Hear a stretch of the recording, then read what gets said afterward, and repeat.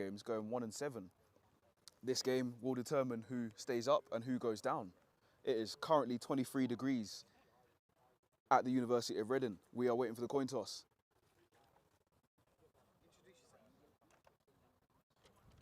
My name's Kwame, and I'm joined by... I'm Tom, I'm here with you today, expecting a very interesting matchup. Obviously the first promotion relegation game that we've been able to stream and see, so uncharted territory somewhat. And obviously two teams with everything to play for, so we'll see how it goes today. This is definitely uncharted territory. We've never had a game like this before. This is actually the first time ever, or at least to our memory, to our knowledge, that we have a promotion relegation game in Britball. Now, what are your thoughts on this kind of game? Do you think it's something that is going to kick on, something that's going to really become a trend? I'm not, well, I mean, obviously, you know, it's BAFA will set whether it continues or whether they go back to the old format. I think there's a lot of different factors to consider. I think personally, I'm probably not as in favour unless there's sort of funding on the line to incentivise teams. But we'll see how it goes. I mean, obviously, I don't think Berkshire want to go and get relegated. They obviously want to hold their place in Div 1. I would suspect Oxford have been through the season. They've done everything that it would usually take to get promoted. So obviously they're going to be and they've done all that because they want to get back into Div 1. So obviously they're going to be fighting pretty hard today to try and make sure they take their spot in Div 1. But it'll be fascinating. Obviously we've got the same game going on up in the north. So we'll have to see how it all shakes out. But I think it should be a fun day of football. 100-yard field, which is a rarity in this country. Definitely. And a rarity for the University of Reading for it not to be a mud bowl. So we'll see how it all plays out. 100%. Both teams have momentum. Both teams are ready. And Reading, who have won the toss, have elected to kick off the ball to the Oxford Saints.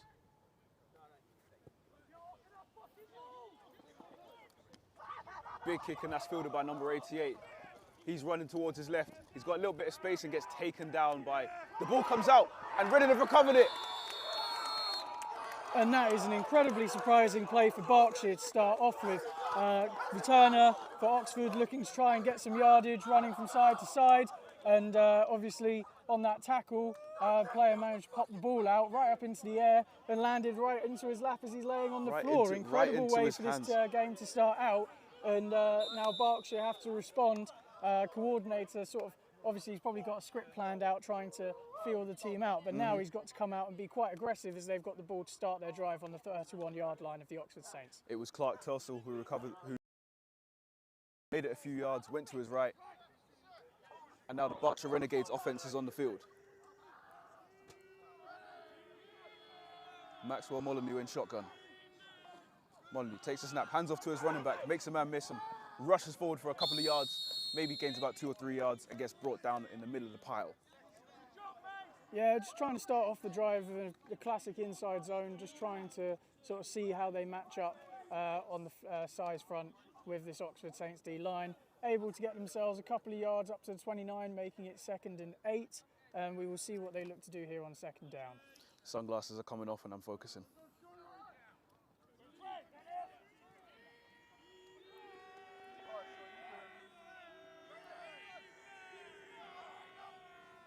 Maxwell in the shotgun, looks to throw one, throws it. It's in the direction of number 80, but massively, massively underthrown. And that's going to bring up 3rd and 7. Yeah, it looked like they were trying to set up a bubble screen there, which makes sense against this 4-3 front that they're seeing from Oxford. Obviously, the corners come down and press, which actually almost makes it a bit easier for the wide receiver to execute that block on the outside. And you're putting the pressure on that safety and that outside back to come out to the flat and make that play. But obviously, ball wasn't able to get there, setting up pretty challenging 3rd and 8, 3rd and 7 here early on. Hopefully Berkshire have a good field goal kicker if they're going to try and get some points here. This is early business for the Berkshire Renegades. Early business now. Another motion across. Maxwell, Molyneux, throws it to a screen. Finds number 5 who has a little crease up the inside. Works his way back towards the middle. Doesn't really gain many yards. I don't think he gains any yards at all. Sort of running laterally east to west rather than making that crease. Yeah, and you always coach players, you want them to go and take the sideline for as many yards as you can, because as soon as you can get vertical, every yard that you take is actually a yard that you're moving the ball across the field. You could run 20 yards from one side of the field to the other, but you might not actually gain any. So you really want to see players getting a little bit more north-south in those types of situations, as we see Berkshire going for it on 4th down here from Oxford's 29-yard line. It was Nathan Bench running sideways to sideways, not making any yards, but this is business. Molyneux looks to throw, looking, throws over the top, finds number 37, is complete over the middle for a first down for the Berkshire Renegades. Those chains are moving. Harry Sharkey with the reception.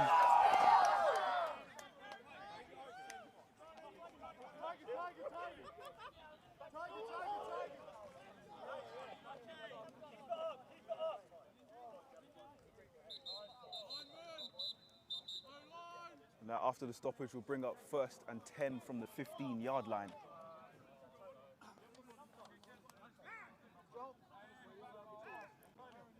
And so we've got a small injury break here as the player's being attended to on the field.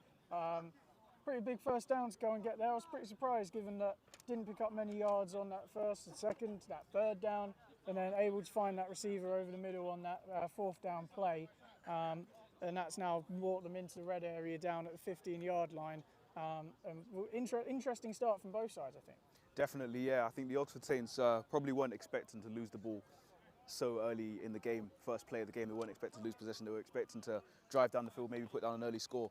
Now, Berkshire Renegades with a big opportunity to score now, having the ball first and 10 from almost inside the red zone.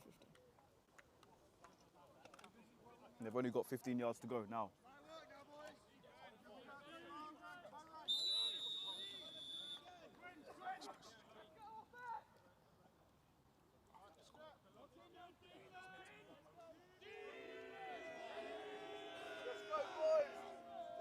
First and 10, Molyneux, hands off to his running back, number 22, up the middle, gains a couple of yards, and gets swarmed by the entire cavalry.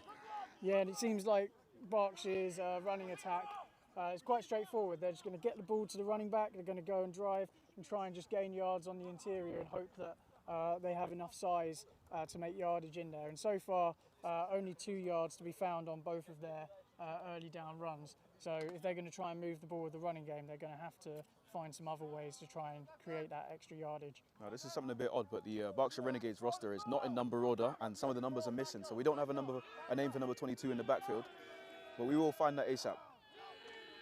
Maxwell Molyneux, hands off to Sedna, number 22, squeezes his way forward, back to about the line of scrimmage for an extra yard or two. Again, we'll bring up another 3rd and mid. Doesn't seem to be really getting any penetration up the middle, but these Oxford Saints defensive line, they're really come into play today, especially number 64, Tom Duchamp. Yeah, and I think when you go up against a running game like where teams are sort of building around that inside zone, it's very easy to be able to really stop it, because you can just control your gaps, and at the end of the day it just becomes a size matchup. So we've got to see whether the Saints have anything more, the Renegades have anything more creative in their bag of tricks as the game goes on. Now, Molyneux, hands off to another running back, this time number 46, runs up the middle, 48, sorry. Again, only gains a couple of yards, and that will bring up another 4th down. Yeah, 4th and about 6. And you can see that there's probably not a lot of confidence in the Renegades passing game at the moment. So that's why they're going for it, run. It looks like they're going to bring a field goal unit out here to try and get themselves on the board early on. Definitely a lot closer towards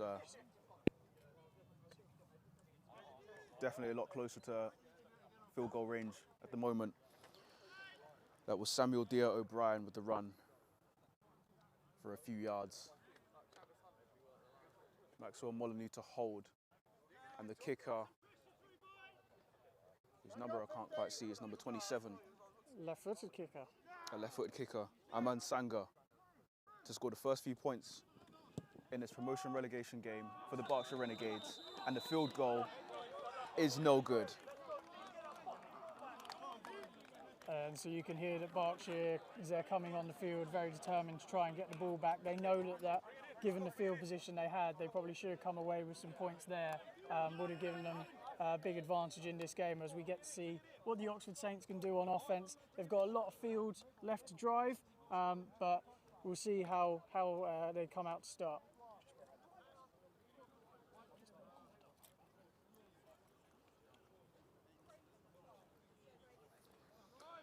So, Oxford Saints live to fight another day, surviving on defence with a big defensive stop and a missed field goal for the Berkshire Renegades. The offence comes out now, and it appears to me that some of these guys are playing both ways.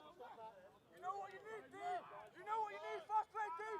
Let's go. Number 7 in shotgun for the Oxford Saints, Russell Lindsay.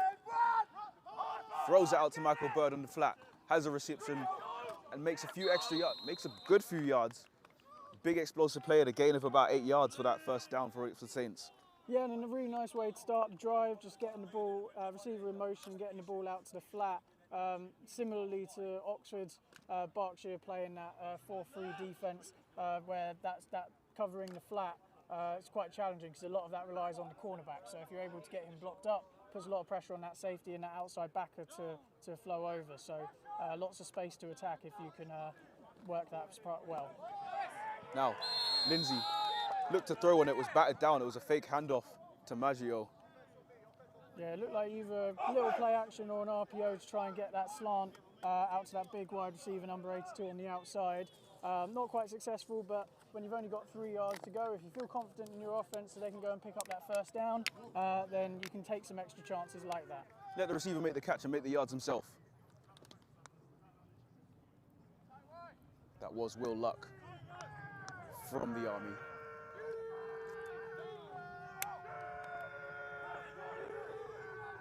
Now, Lindley looks to throw in. It's intercepted. Number 40 for the Berkshire Renegades has the ball. I know he's fumbled it, and it's recovered again by the Renegades.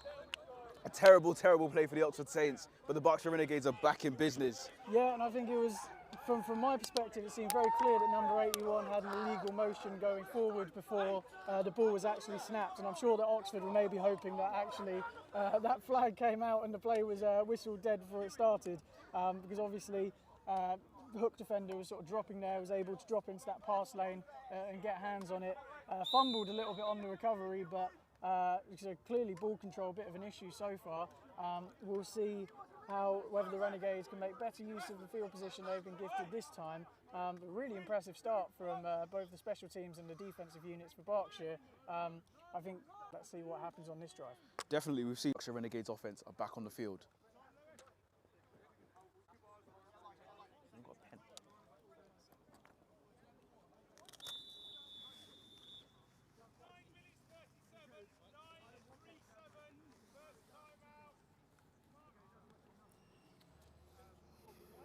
Unsure why there's been a timeout called, but Berkshire have elected to use their first timeout of the game.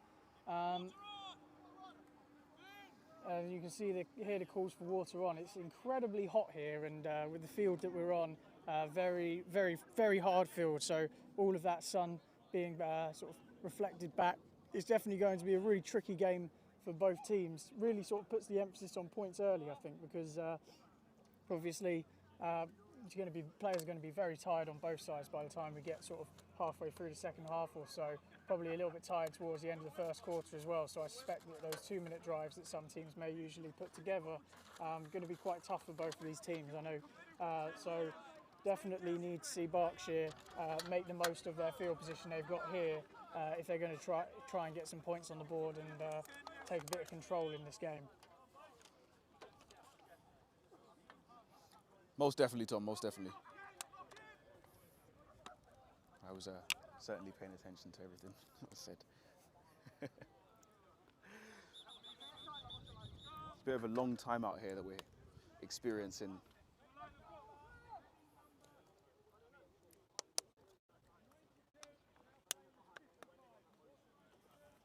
And so turns out the reason for that timeout was to change one of the jersey numbers for Berkshire so that somebody who wasn't in an eligible offensive line number could switch their jerseys and help fill out on defense.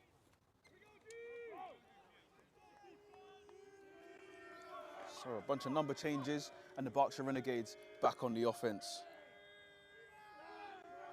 Maxwell Molyneux in the shotgun, hands off to his running back number 22, whose name we don't have, and he gets met up in the middle for no gain again. There just doesn't seem to be any way through that brick wall of a defensive line that the Oxford Saints have right now. Yeah, and I think on that play, I think it was more the linebackers than the defensive line. He did a really nice job reading the blocks on the play side and tried to make that cut back to find that space. But as he did, there was just no room for him to find. Those linebackers are playing with really good gap integrity and taking away those cutback lanes. Offensive line did a solid job on the play side. But if you're not able to get up and climb to those linebackers, you're going to make it very tough for you to get yards on inside zone runs. So bringing up 2nd and 9, and Berkshire are hoping they've got something a little bit better than that in the draw for the next couple of plays to try and get some points here. It's really the point of contact. Who can win at that point of contact? Molyneux drops back to throw. Pump fakes, almost throws an interception. Almost throws an interception to Matt Kersey, number 5 of the Oxford Saints. Yeah, and he was clearly just throwing blind there. The pocket was sort of collapsing around him. He couldn't see where he was throwing, and he just tried to put the ball out to where he thought a guy might be. And unlucky for number 5, trying to drop back into that zone and pick it off, but couldn't quite get there. So that'll bring up a 3rd and 9. And not looking very good for Berkshire to try and get a first down here. But you know, we saw them in a 4th and 8 before, and they surprised us by completing a nice pass and picking up the first down. So maybe they're just saving their best plays for when they really, really need it. Seems to be a bit of a smash and grab attempt from the Berkshire Renegades. Doesn't seem to be much luck happening on the first 3 downs, but here we go, 3rd and 9. Molyneux drops back to throw again, unleashes one deep in and out of the hands of the defensive back. Yeah, and it looked like they were just trying to work a smash concept there, but some of the hitches ran a little bit deep, which means that corner is going to be dropping off deeper with them, and that's going to take away the space for the corner route over the top to be open out on the sideline. So they need to tighten up those route depths a bit if they're going to try and work that concept on a future down. And it looks like it's going to bring up the field goal unit. Unsuccessful, missing wide on the first play, and this looks like it's going to be This looks to me like it's going to be a punt, to be honest. I did hear the punt team being called from 30 yards out, so maybe they're looking to pin the Oxford Saints back in. I've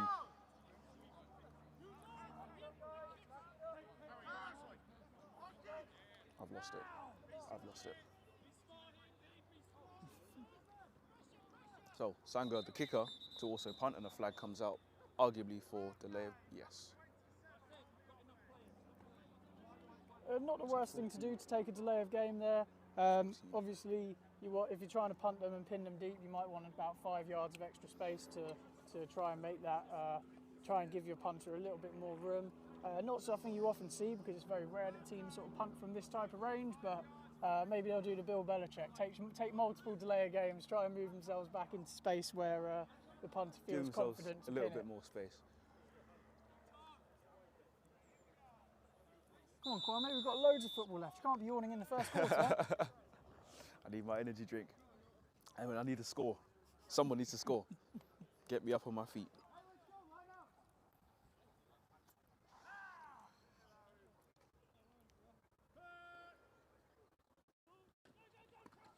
Sanga has to make an adjustment and now kicks a helicopter into the air. That takes a healthy a Berkshire Renegades bounce and lands outside perfectly on the 10-yard line. I make the 9-yard line. And the Oxford Saints will take over inside their own red zone, deep inside their own territory, with 91 yards to travel on this 100-yard field. Pretty disappointing drive there, obviously, for Berkshire. Managed to get the ball back in really good territory off the turnover.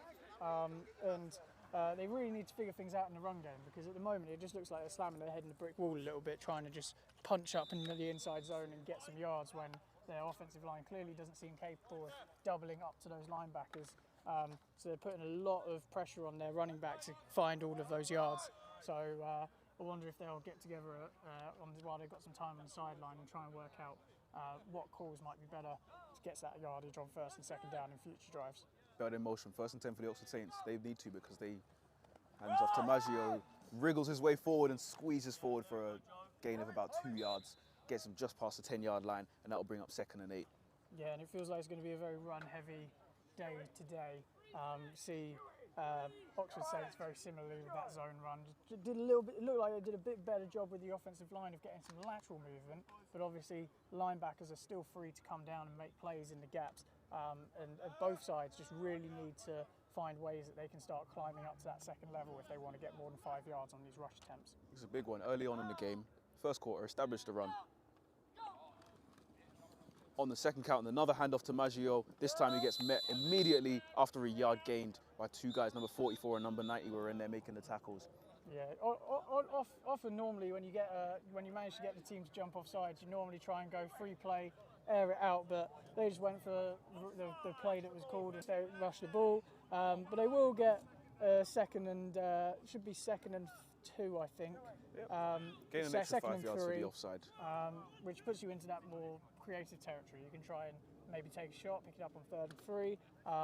But I suspect that they'll probably just try and rush, pick up the first down and just start to feel a little bit more confident as they try and move the ball down the field. Now it did look like Maggio was going to actually break through on that run, but Peter Blackie and William Masinja with the tackle. Although it doesn't really matter now, they gain an extra 5 yards on the offense, but Lindley drops back to pass this time, throws on deep, looking for his receiver, has luck, a lucky catch, and number 82 has the first down and still going, takes a few guys to bring him down, and finally gets brought down around about the 50-yard line. Yeah, and that one's a classic there. Anybody that's played Madden knows that trips 4 verts, and this time they were able to isolate their weapon on the backside, number 82, and came up making a really good catch against the cornerback, and that will get the chains moving, and that's exactly the type of play call you want to see on a 2nd and 3. If you know that you can feel confident about whether you can pick up those extra yards, you can take that opportunity to move the ball down the field a bit more. That'll get me woken up as well, because I needed something. I needed a big play, and it looks to me like the Oxford Saints are in business. They can pass the ball, they can run the ball. Let's see if the Berkshire Renegades can hang with them right now and stop them, because they have the momentum. And Maggio has the ball, puts his head down. Doesn't seem to make any gain on that play. Yeah, and that seems that you can see that if you're able to open up a bit of space, obviously the best case scenario is the offensive line climbing up to those that second level and making sure that the running back doesn't have to take on the linebackers. But when you're able to clear out some space so that running back can get a head of steam going up to that second level, a bit more likely to gain those extra yards, and so that will bring up a 2nd and 8 for Oxford. Looks to me like a 2nd and 9 or close to a 10, but Lindley, fake handoff and throws it out wide to number 13, doesn't quite have him, it's tipped and falls incomplete in the end. Now we do have a number 13 on our roster, but it's written in handwriting that I can't seem to read because maybe a doctor's written it, so I'm gonna give this my best attempt. I wouldn't worry, he gets his name called properly if he makes a catch. David S. Merkelis. And you just want to see the QB just bring the ball down a little bit lower there. Whenever you're throwing out to the outside, you always want to bring the ball, throw the ball in a way that leads that receiver towards it so they can go and take that yards after the play. We'll see if they improve that in future pass attempts. Britain in motion. It goes without saying, you want to make sure the receiver catches the ball. Lindley squeezes forward and tries to rush out of the pocket, but gets swarmed and taken down. Number 66 with the tackle. Number 66 being Sean Blake. Yeah, and that will bring up a 4th and 11, so Oxford having to punt the ball away. Always tough as an offensive line when QB starts to scramble, because the defensive line can see that, you can't, so it's really hard for you to change your block to try and help him, but QB's probably got to do a bit of a better job seeing where the scrambling lanes are.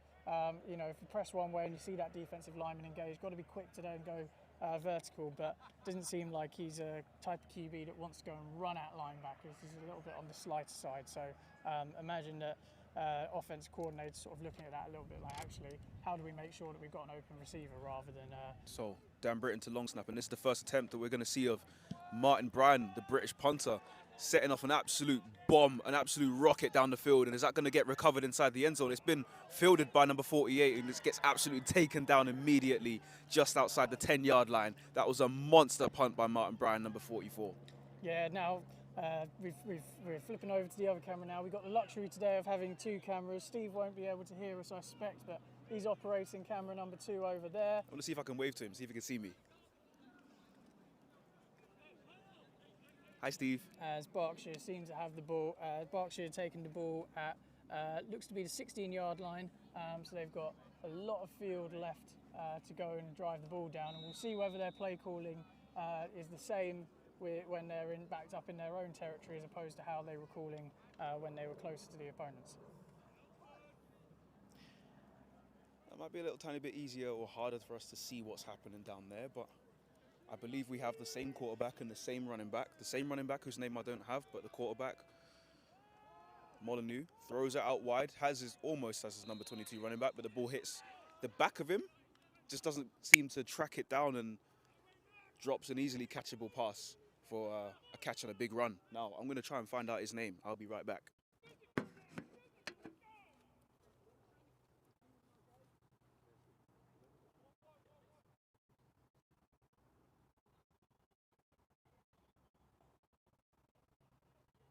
And it doesn't feel like it's going to be a day-to-day where we're going to get a lot of high-level passing from either of these sides.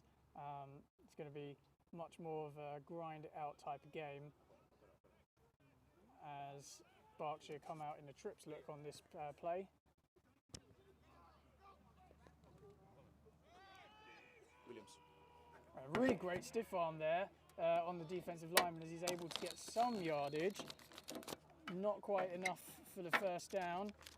Actually looks like he might have lost a yard, and so that will bring up a 3rd and 11 for Berkshire here. We probably just want to get a little bit of room so that the punter's not quite got his heels on the end zone as he tries to punt it away.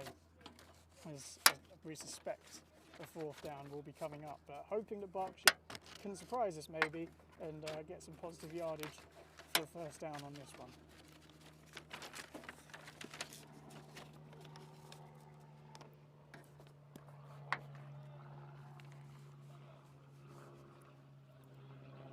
As they come out this time and spread.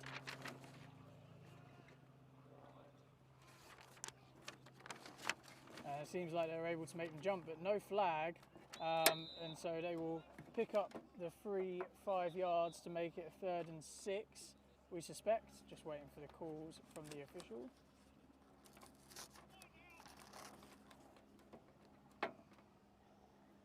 And yet, that was the call, so it will be 3rd and 6 for Berkshire. Just a little bit more breathing space for them to try and pick up the 1st down, or even if they were to be unsuccessful here, just a little bit more space for the punter should the punt unit have to come out onto the field. Now I'm back, and I have a name for number 22 of the Berkshire Renegades, is Mason Williams.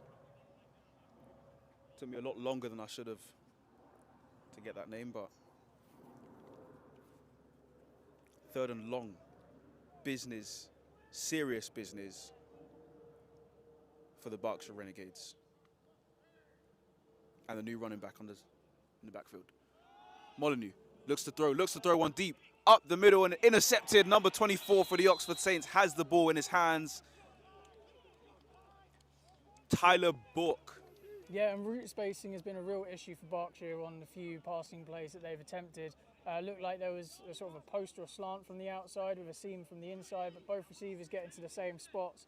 Invited 3 Oxford DBs to get into that space and come and make a play on the ball. Obviously, ball location wasn't perfect, thrown a little bit high and outside of that player that's running the seam. So definitely a lot of work needing to be done to get on the same page if we want to see them move the ball through the air. I mean, we saw that a few times in the warm-up. Some of these passes were going in certain places, but it goes without saying, don't throw the ball into triple coverage. And at the end of the day, Tyler Burke was able to come up with the interception. Now, Russell Lindley for the Oxford Saints. Fake hands off to Alessio Maggio, who wriggles his way forward, gains a good few yards, gains a big chunk of the 10 yards needed, and puts the Oxford Saints back into business. Yeah, and a really nice little handoff fake by the QB, sort of opened up slightly towards the back on his left before giving the ball to the back on the right. And just that little bit of a delay there, just managed to open up that extra bit of space in the run game. And I think Oxford definitely be looking for more like that. 2nd and 4, that's the best first down play we've seen from either side so far early on in this game. Russell Lindley sends Bird in motion. Takes the handoff and hands off to Maggio again.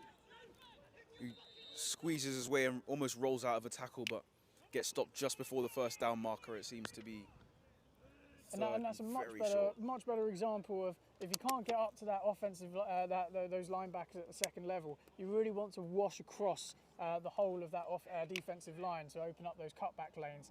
So much better job there from the Oxford Saints, and we'll see if that sustains as the drive continues. It seems to me like the Oxford Saints have a much better thought process when it comes to designing these plays, and much more strategy and much more of a structure.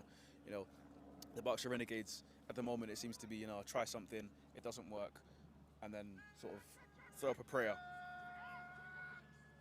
So, Russell Lindley, again, drops back. This time rushes forward and throws his ball and almost finds Mike Bird, but well defended by number 24 of the Berkshire Renegades. That is Zaid Aileru. Yeah, and it seems like a smart decision. You've got some pressure being sent by Berkshire there, sending 5. And so you think that those quick throws over the middle are going to be open, but as you say, really good job by the coverage team there. Recognising that, like, as a defensive player, when you know that you're sending pressure, you know that you have to be a bit quicker to respond to those quick passes, especially the ones over the middle. So really good job there, as we'll now see them go for it on 4th down, looking at 4th and 3 here. Russell Lindley in the pocket. And the police are coming to arrest me. Lindley throws one, almost does have Dan Britton, finds him for a catch. Breaks a tackle, a flag comes out, and he gets absolutely destroyed on the way to the end zone. Just before the end zone, I think he gets taken down around about the 20-yard line, actually, from the angle we're looking at. We can't see how far he is, but a flag came out for something, and it seemed like there's a lot going on, so... Yeah, as they confirmed, there was a face mask on the play. Absolutely fantastic play by the receiver there. Came across in motion to trips. They get back into their 4-vert set. Really quick throw over the middle by the QB. One-handed grab, spun away from the first tackle, and then able to make another one miss. Really impressive play there for Oxford to convert on that 4th down there. And they started to get themselves moving, and we'll see if they can get our first points of the game here as they're down into Berkshire territory, down at around the 4-yard line. Very, very, very close. You know, we can see on the other camera, we can't see from down there, but Oxford Saints, 1st and goal, very, very close to getting the first few points of the game. Now, Bird in motion, up the middle. Lindley looks to throw, has a man open, not quite open. Merkelis again, well covered by number 25. As there is a flag on the play, I wonder if that's going to be an illegal motion where the number 81 moved forward before the snap. When you're going in motion and you want to start the play, you need to sort of be thinking as a receiver in motion. You might have to maybe wait a half beat for that snap to go off, because often there can be a little delay between the snap and between the quarterback calling for the ball and the snap actually going. So just needs to be a little bit more patient there, because otherwise, with the amount of motion that Oxford are using, they're going to end up losing quite a few yards on a lot of these plays. And that is why sometimes you get false starts where it's everybody but the centre. Centre can't false start because the centre's the one who makes the snap. I believe it is possible for a centre to false start, but it's very difficult. Yeah, it would have to be some sort of twitching motion, which snapping. generally you don't see too often. Now,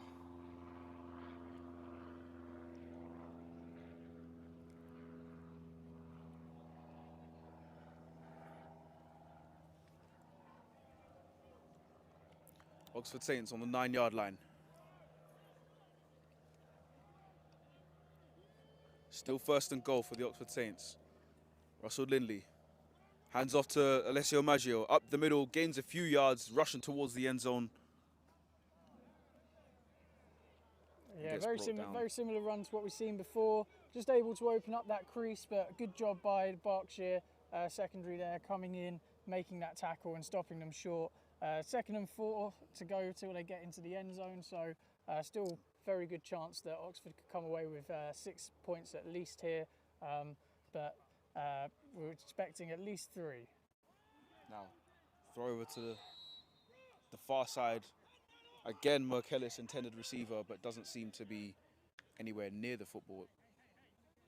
Seems to have got bumped by the cornerback, and I am absolutely sweating like a waterfall right now. Yeah, and you can see there's real frustration from the Oxford sideline there. They're sort of running an RPO where, they could hand the ball off on that inside run, or they could throw that backside slant. We've seen them try and throw that twice and it's gone incomplete, but they're adamant that look, there's a big rushing lane inside to be found there. We've got to hand those off, especially if the timing of that catch and throw with the snap not being 100% perfect, really hard for you to get that ball out there nice and cleanly. So expect for them to run something very similar here and instead look to punch it inside. Been very close, a lot closer to the end zone, and that's another handoff to Maggio. Does he make it into the end zone? This time he's very close, not quite to the end zone. Still has a couple of yards to go.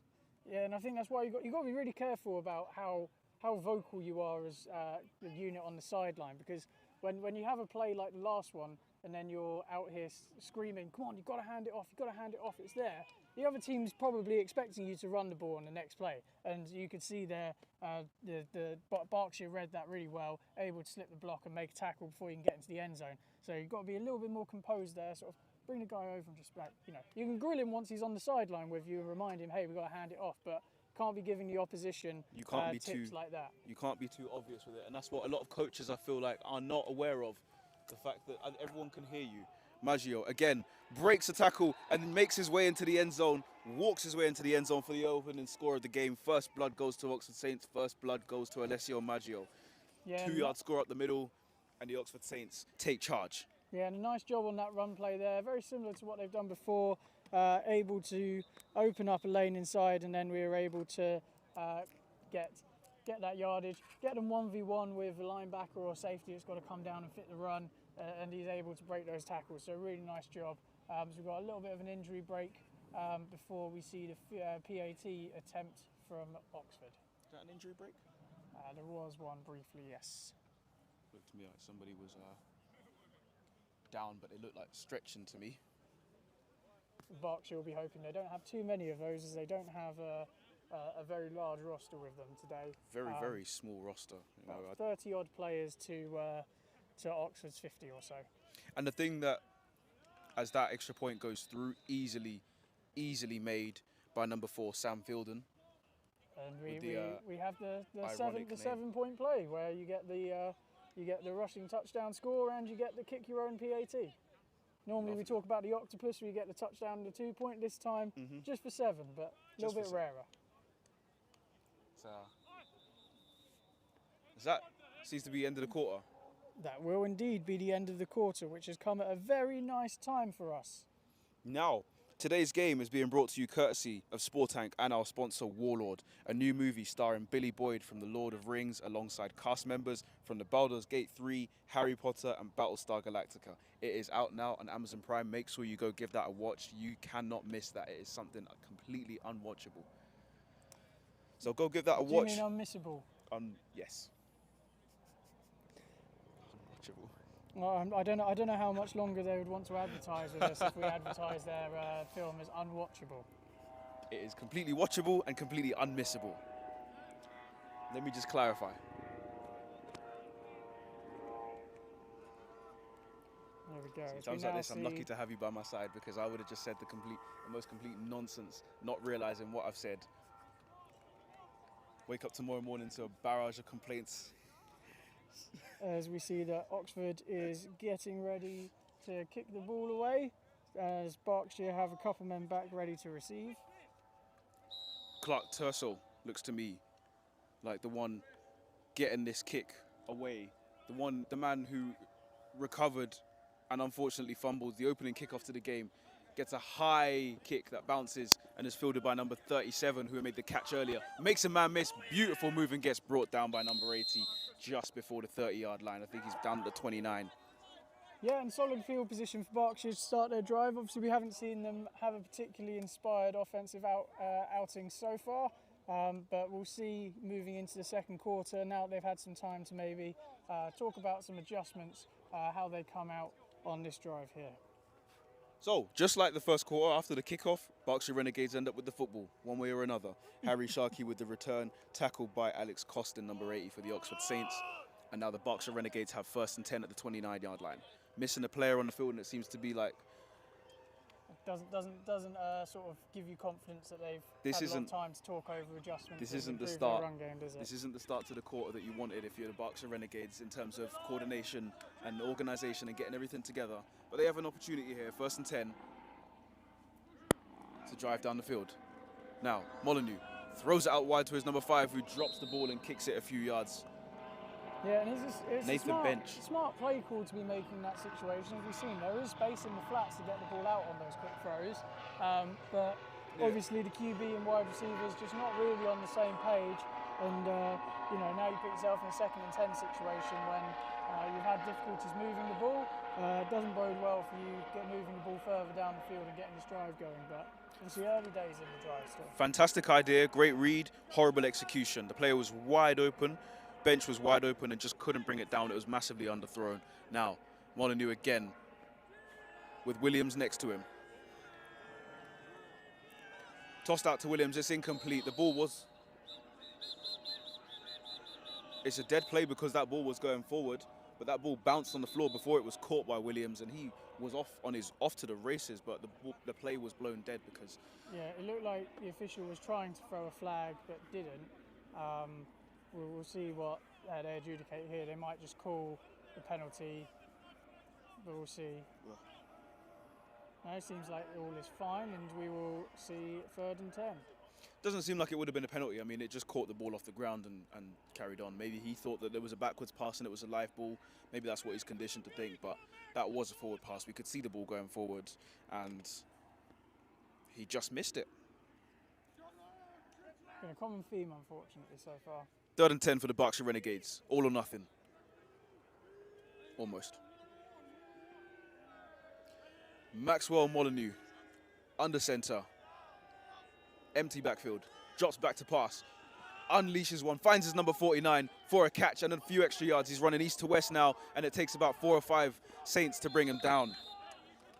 Yeah, and that's a really positive play. That's a really good start. That's a really nice job from Berkshire there, getting themselves out into empty, stressing the defence a bit more, able to find the matchup that they wanted on that trip side of the field. A good job making up extra yardage once you got the ball in hand. So that's a much more positive start to the drive than what we've previously seen. And hopefully Berkshire have a lot more of that in their bag, because they do have 60 yards further to go to get to the opposition end zone. That was Lewis Kavanagh with the catch and the run.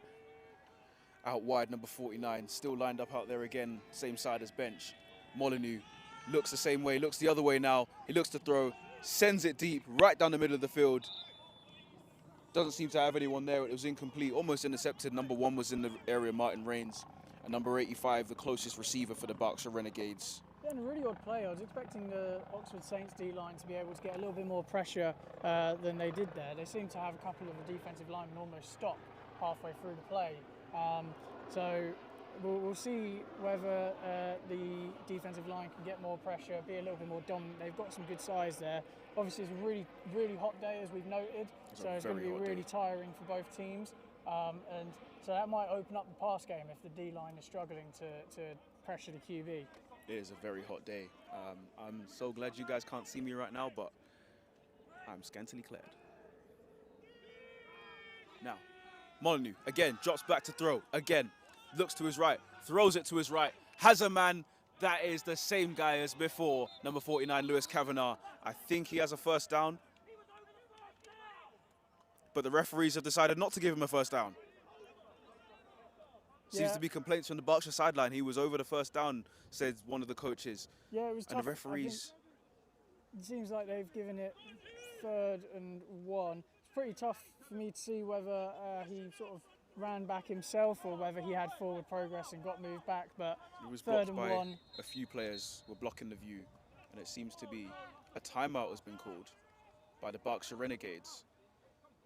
And it just seems to be like the Berkshire Renegades are struggling for organisation. They're struggling to keep themselves level-headed at this moment in time. You know, it's only 7-0. Timeouts are being called due to mismanagement and just not being in the right place at the right time, And rather I than think tactical that's- and, changes. you know, it makes sense because obviously that's how you kind of end up here, right? Like, you're obviously in this promotion relegation game because you weren't able to get enough wins during the regular season.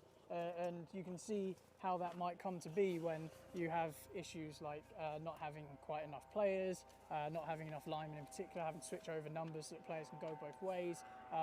It's not something that is particularly surprising, especially when Oxford have had to play a couple of, they've obviously played a playoff game, been trying to keep themselves fresh because they know that they've got this going up against, when you've got, Berkshire in this unique position of their season ending and still having to practice and prepare themselves and make sure they're ready for this game.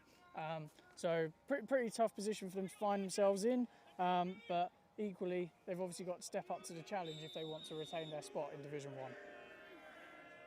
Definitely. Now, 3rd and 1, Molyneux, all or nothing. Hands off to Williams, doesn't seem to get it, gets swarmed by a lot of Saints and gets pushed back for a few yards lost. Yeah, and they just had nobody there to pick up that extra player coming off the edge there. Really nice call on defence, making sure that they're able to stuff that run. And so now we will see the Berkshire punt unit come out, hoping that they can pin that Oxford Saints unit back. Their defence has been pretty competitive through stretches of this game so far. So obviously they're hoping if they can flip the field and maybe their defence can come out aggressively to try and put themselves in a position to get some points one way or another. Well, those points may not come now on this particular drive as they've got the punt team out and Sanga back to punt again. Hopefully it'll be a better snap for him to be able to get the ball out sooner. He's had to adjust and gets that ball out, gets an absolute helicopter out towards the sideline. I don't think that's going to be returned. That goes straight out of bounds. Yeah, out of bounds at about the 30-yard line, so not able to pin them as deep as they want. And we will see what the Oxford Saints unit is able to do. That referee is still walking. It's past the 30-yard line. The referee is still walking. Okay, the other referee's taken over. He said 29-yard line going out.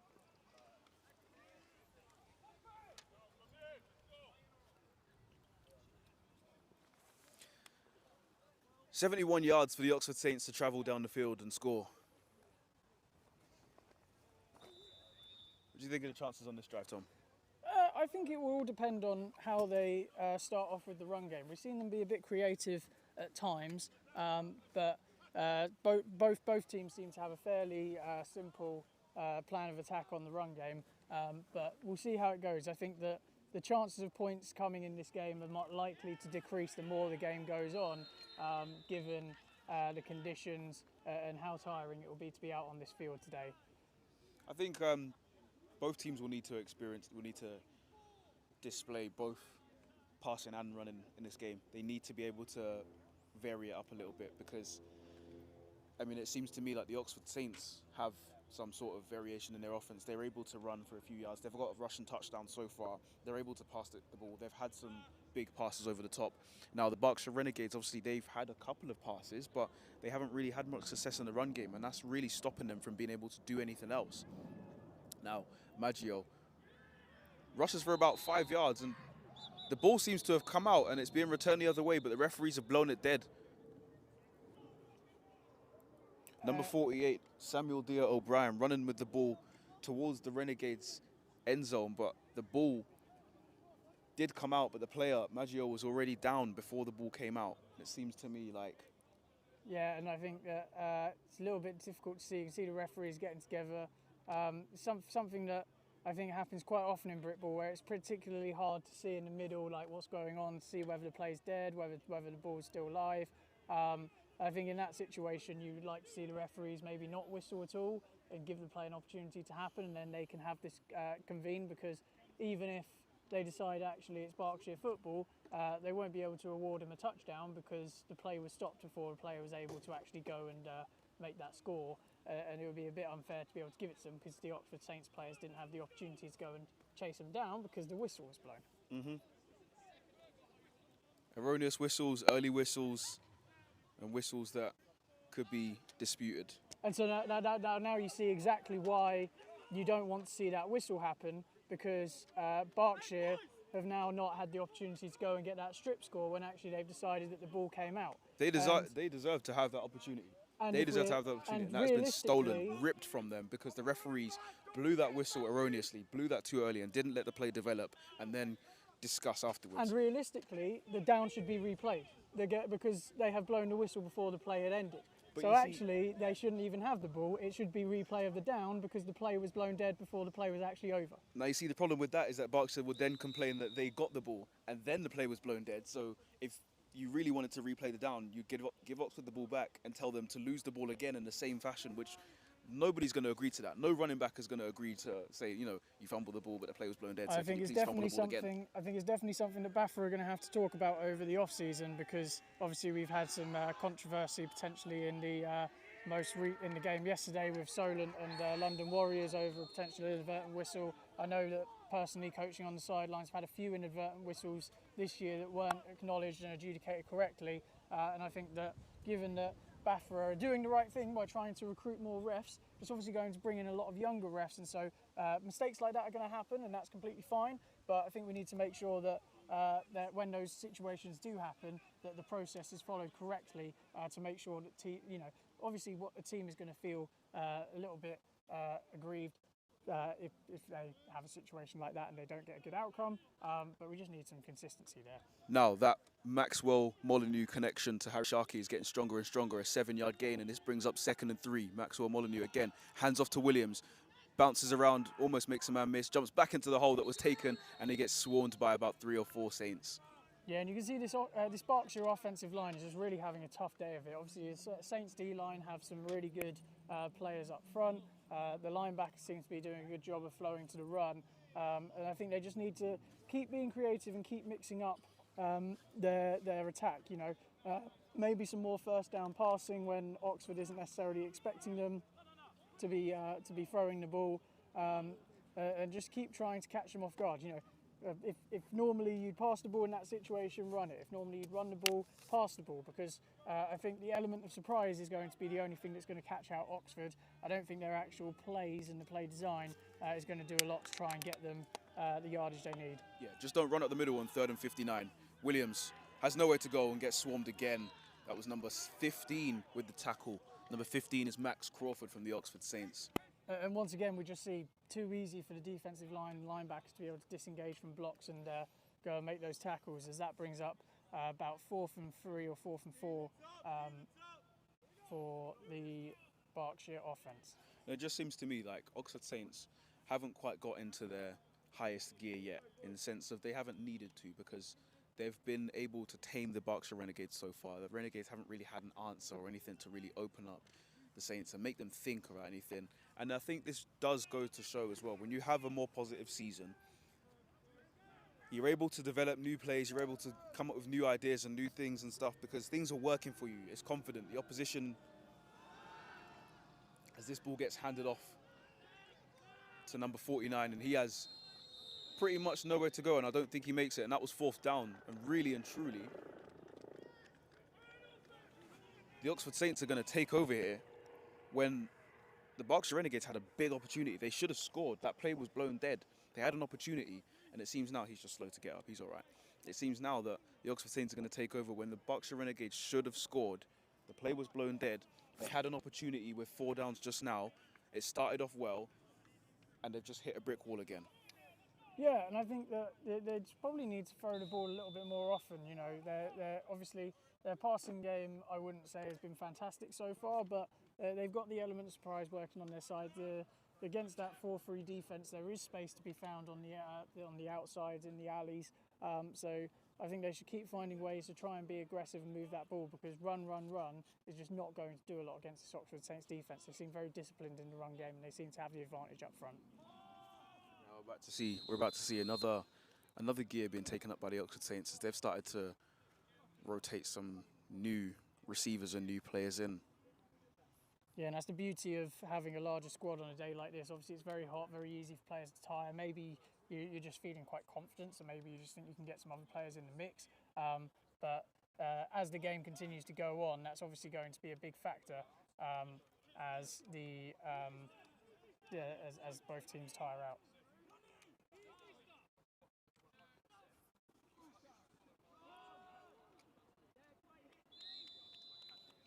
So there doesn't seem to be any gain on that play, and it again brings up 3rd and long. Yeah, it just feels like both teams are kind of stalling out a little bit here. It feels like it could end up just sort of being a 7-0 game, with both teams being really struggling to get lots of yards consistently in the run game, and the passing game just being very hit and miss. We've seen lots of balls hitting the ground, hitting receivers' feet. We've seen some sort of players not on the same wavelength with the passes downfield. Both teams need to find that extra gear and start executing better if they're going to be moving the ball and putting up points on today. As we see number 81 motion across again. QB's dropping back, looking to pass. Does pass this time, throws it out. Intended in the direction of number 14, William Patrick, but didn't seem to get himself turned around. You know, Dan like Britton, it was number 81, blocking was to in me. there. I think it could have been to 81, Dan Britton, a designed screen, but neither of them turned around and looked for the ball. Yeah, and it's just turning into a bit of a tough one to watch at the moment, with both sides really sort of struggling to move the ball, but obviously hoping that maybe as this game goes on, we get a couple plays on special teams, maybe some more plays on defence, try and spark both offences with some turnovers. I think field position is really going to be the key to this game. I think, as we're about to see right now, for some odd reason on 4th down, there are two.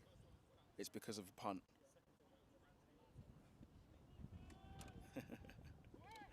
I got well and truly caught out for a second, but that has been returned by number 24. And he gets tackled immediately by Dan Britton. Number 24, Zaid Aileru for the Berkshire Renegades. Let that ball bounce a few times. Now I had myself questioning myself for a second, because I said, why are the two defensive backs so far back, before I realised it was a punt? And it made so much sense that it was a punt, given the fact that it was 4th down. I just didn't see the punter, so for some odd reason, I made myself look stupid. Now I've got egg on my face. Wouldn't leave egg on your face on a day like this, it'll start cooking. I guess we now have an omelette. 6 bombaras.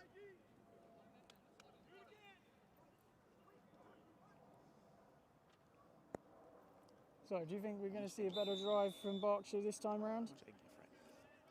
I hope so. I really hope so. For the sake of the fact that they should have scored the previous drive, I hope that they get a score before half-time, just to put things right because of that. Because it's not fair that they should have had a score and it was blown dead for absolutely no reason than an erroneous whistle. Also, I believe that if they score on this drive, it will open up the whole game. I agree. And I do think that this game needs a bit of a spark right now. So, Maxwell Molyneux, what you got for us? He's got a handoff to Williams, Mason Williams, who makes arguably loses a yard. Yeah, interesting Just adjustment there by absolutely Berkshire. They've moved a player just sort of in that A gap behind the offensive line, hoping that that could help bringing that extra blocker into the box, try and open up a lane. But ultimately, you bring an extra player in on offense, and the defense is just going to reciprocate. And when you've had difficulties blocking up that offensive line, it's not going to, blocking up that defensive line, it's not going to make things any easier. So you almost want to see Berkshire actually spread out a little bit more, put defense in positions where they have to take those players out of the box, and see if the running backs have more space to work with. Seems to me they don't have the blockers. Maybe they should look for the space. A false start from bench. And that's going to back up the Renegades by another 5 yards. Yeah, and I think this is the type of game where if you have a mistake, they're just going to keep compounding. You know, you didn't have a successful play on 1st down, getting yourself into about 2nd and 12. Now you march back to 2nd and 17, and you're just really putting yourself in a difficult position here. And it really takes a lot of the play calls off the table, because now you're just calling to make sure that you don't have any turnovers as we see them prepare for 2nd and 17 here. Me and my makeshift microphone, making my way downtown. Molyneux drops back, looks to throw one, throws it out to his wide, and it's intercepted. Number 16 for the Oxford Saints has the ball. Harry Mattock running down the sideline, makes his way towards the sideline, gets brought down by number 49. That is, I don't have his name right now. Yeah, and Lewis Kavanagh. just a really poor read from the quarterback there. They were dropping back. They had quarters going on over the top, so you've got 2 players drop deep on defence with that outside backer sort of dropping out to play the curl flat. Tried to throw the ball, and it just sort of threw them between both players there, and that guy was able to drop back, backpedal, and get that interception. So probably, unfortunately, that's not a good thing. So I imagine that if when Berkshire find themselves in situations like that going forward, they're going to be more conservative, try and avoid just turning it over rather than trying to be aggressive and get those yardage back. I think it was an unfortunate play, but it wasn't a very particularly smart play. He telegraphed it. It was very easy to see where he was going. The defensive back saw it, and now Russell Lindley has an opportunity to pound more misery by handing the ball off to Maggio. Not by losing some yards, though. They didn't gain any yards. They didn't, maybe lost a yard. And both these teams just really need to pick things Just up when it seems to comes be to the like- run game. Like, it's very easy. You can telegraph what they're doing. Almost every time both these teams come back in a two-back set, you're expecting it to be a run. You're always expecting it to be an inside zone of some sort. They need to start doing more to try and open things up, because whilst neither of these defences have necessarily seemed like, you know, best defences in the country, they're disciplined enough to be able to stay on their blocks, shed the blockers, and rally to make tackles. Now, Lindley finds luck, rushes forward for a few yards, and gains about 6 or 7. And that's the type of play I think you want to start seeing more of. A little bit of a jailbreak screen there, so throwing the ball out to the wide receiver, offensive lineman getting out ahead, trying to make blocks downfield. If they can start doing more of that on those early downs, then that will start opening things up, and that opens up passing plays. That makes it easier for you to go to your run plays when you need them. And so I think Oxford should continue to be aggressive like that. And we'll see what they're about to do on the 3rd and 4. From bang on the 30-yard line. Russell Lindley hands off to Maggio. Maggio squeezes through a gap and gets met immediately. Gains about half of the yards needed, and that's going to bring up 4th and 2. There are just too many offensive linemen slow off the ball there. You see the ball is snapped, and whenever you see an offensive lineman stand up immediately, you know they've lost the rep. Because as soon as you get extended and try and get yourself upright, you lose all your leverage to go and make a block down the field. So we really need to start seeing both offensive linemen coming out and aggressive and moving forward off the snap, rather than just standing straight up. One thing you'd be surprised as well is that a lot of the teams, especially around this sort of level, is the difference between the top teams in Div 1 and the bottom teams in Div 1, for example. For a lot of these teams, yes, there's talent in the skill position, but it's the offensive line being more physical.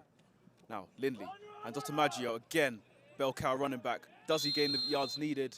He's very close.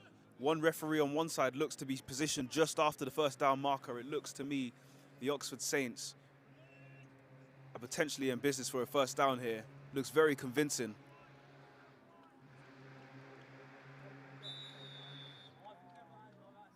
The offensive stayed on the field, the defensive stayed on the field, and now those chains are moving. It is officially a first down for the Oxford Saints.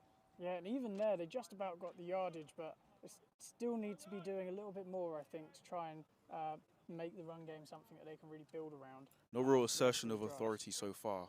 Dan Britton again in motion. Lindley looks to throw up the middle, over the middle to Britton himself, and has a first down just outside the 10-yard line. Yeah, and you look at this Berkshire defence, they have to have an answer to that play, because they've been running that play over and over. It's nice and simple, just 4 verts, and it does put a lot of pressure on the defence, because the inside guy, he's running sort of to the hashes on one side, about 8 yards deep, then going across, trying to get to about 15 on the other side. You've got a player running in the seam behind it, so it does really put a lot of pressure on those zone defenders, because they're attacking those seams of the defence. But they have to have an answer for it, because at the moment it's just a free 10, 15 yards for Oxford whenever they want to call that pass. It seems to me like right now they're carving up the Berkshire Renegades on this drive and having their absolute way. Bird in motion, same run. This time, hands off to Maggio, squeezes his way up the middle. The ball comes out, and it looks to me like Berkshire Renegades have recovered it. It looks to me like Renegades ball. The referees, I didn't quite see who knocked that ball out, but that ball definitely came out, and it looked to me like a red jersey was the first one on that. The Berkshire Renegades have a lifeline. It's very hard to tell from the angles that we have whether it's really poor ball control from Oxford or whether it's really good aggressive play from the defence looking to actively strip that ball out. But I think it's a bit of both. Oxford have to be doing a much better job with their ball security, because it could have costed them points earlier, and now it's cost them the opportunity to get points on this drive when they were doing a really good job to start off with. I think it's definitely cost them, because when you look at the positioning and the yards that they were getting on these plays, it's definitely cost them some scores, and it's definitely kept Berkshire Renegades' heads in this game, because right now, going 2 scores down, judging by the way their offense has been playing, really doesn't give you much confidence going into it. But Maxwell Molyneux, with 90 yards to go, has an opportunity. He drops back, throws one out, and that is almost intercepted immediately by the same guy, number 16. Yeah, and the same issue, Harry we, Mattock, same and issue number we 1. talked about with route spacing before. You've got the you get out into your bunch there, outside receivers breaking off to the corner, inside point receiver, that second receiver, he's sort of breaking off to the corner, but slightly higher angle, and then that inside guy is breaking towards the post. But that just invites so many defenders over to that area that you're going to find it very tricky to thread passes in there. So you need to see Berkshire trying to create a little bit more spacing between their receivers and making it harder for Oxford Saints to flood their zones. But I like that Berkshire are being more aggressive, trying to throw the ball in early downs. Berkshire are definitely trying new things, but it just seems to me like the quarterback, Molyneux, is just not on the same page as his receivers. It looks very close to a false start from Sharkey, but continues. Bench, has a receiver, makes a man miss. Sorry, has a reception, almost made a man miss, but the guy got his jersey and managed to bring him down. Actually, for a loss of a couple of yards. And it's one of those things with football, right? Is that you saw that they had space in the flat to exploit, and you're sort of saying to yourself, come on, throw that ball out to the flat, get the ball in their hands, make somebody miss, let's go and move some ball down the field. But then you get the ball out there, and they're able to rally him and bring him down for a loss. So I think Berkshire have got to be scratching their heads a little bit here, because they are definitely trying ways to try and move the ball a bit better than they have been, but so far just really unsuccessful.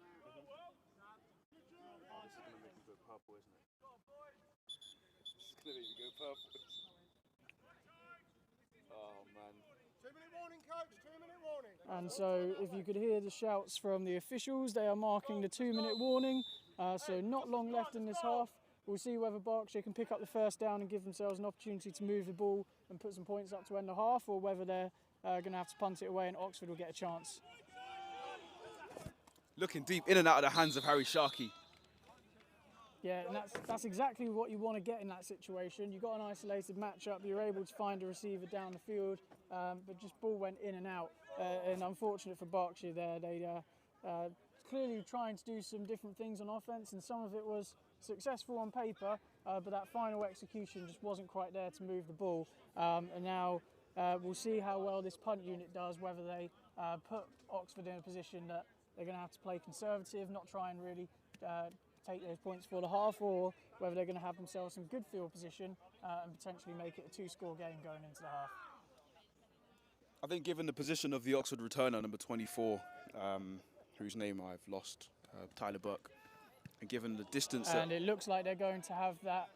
Berkshire's actually going to have the opportunity to move the ball. Oh, this is interesting. 2-3 flags on the field. Definitely one for hitting the punter. That ball was recovered, but it was muffed. The punt was muffed. And that was a live ball, and the returner didn't want to risk trying to pick it up, so he just booted it out of bounds, and that's going to be another flag. It's probably going to be a first down for the Berkshire Renegades. Realistically, yeah, they've definitely got a 15-yard flag from the roughing the kicker. I have never seen a player try and intentionally kick the ball, so I'm unsure what the penalty yardage would be, whether it's a spot foul or whatever. To be more specific, I've never seen a punt returner muff the punt and then just boot the ball out of bounds out of frustration. Only in the Div 1, Div 2 promotion relegation game can you see this type of madness. Well, there's a first for everything. There's a first for this game, and there's a first for whatever the hell he just did. And apologies for those trying to follow at home. On one camera, we've got Steve operating it like an absolute pro when the ball's on that side of the field. On the other side, you have me trying my hand at commentating and also moving the camera at the same time. So if we're a bit late on a play here or there, I do apologise. We will try and communicate it as best as possible to make up for it. Just pretend it's a bit like listening to a football match on Radio 5 live in the car, you know. Got to use your imagination at some points. Ooh. Exhibit A.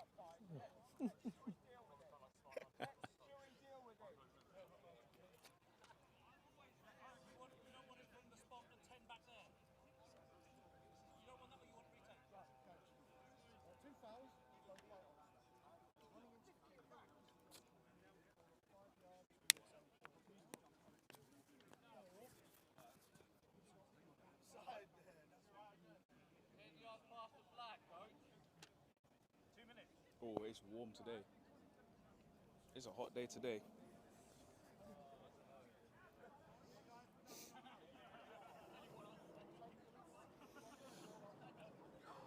I fancy some burgers later on.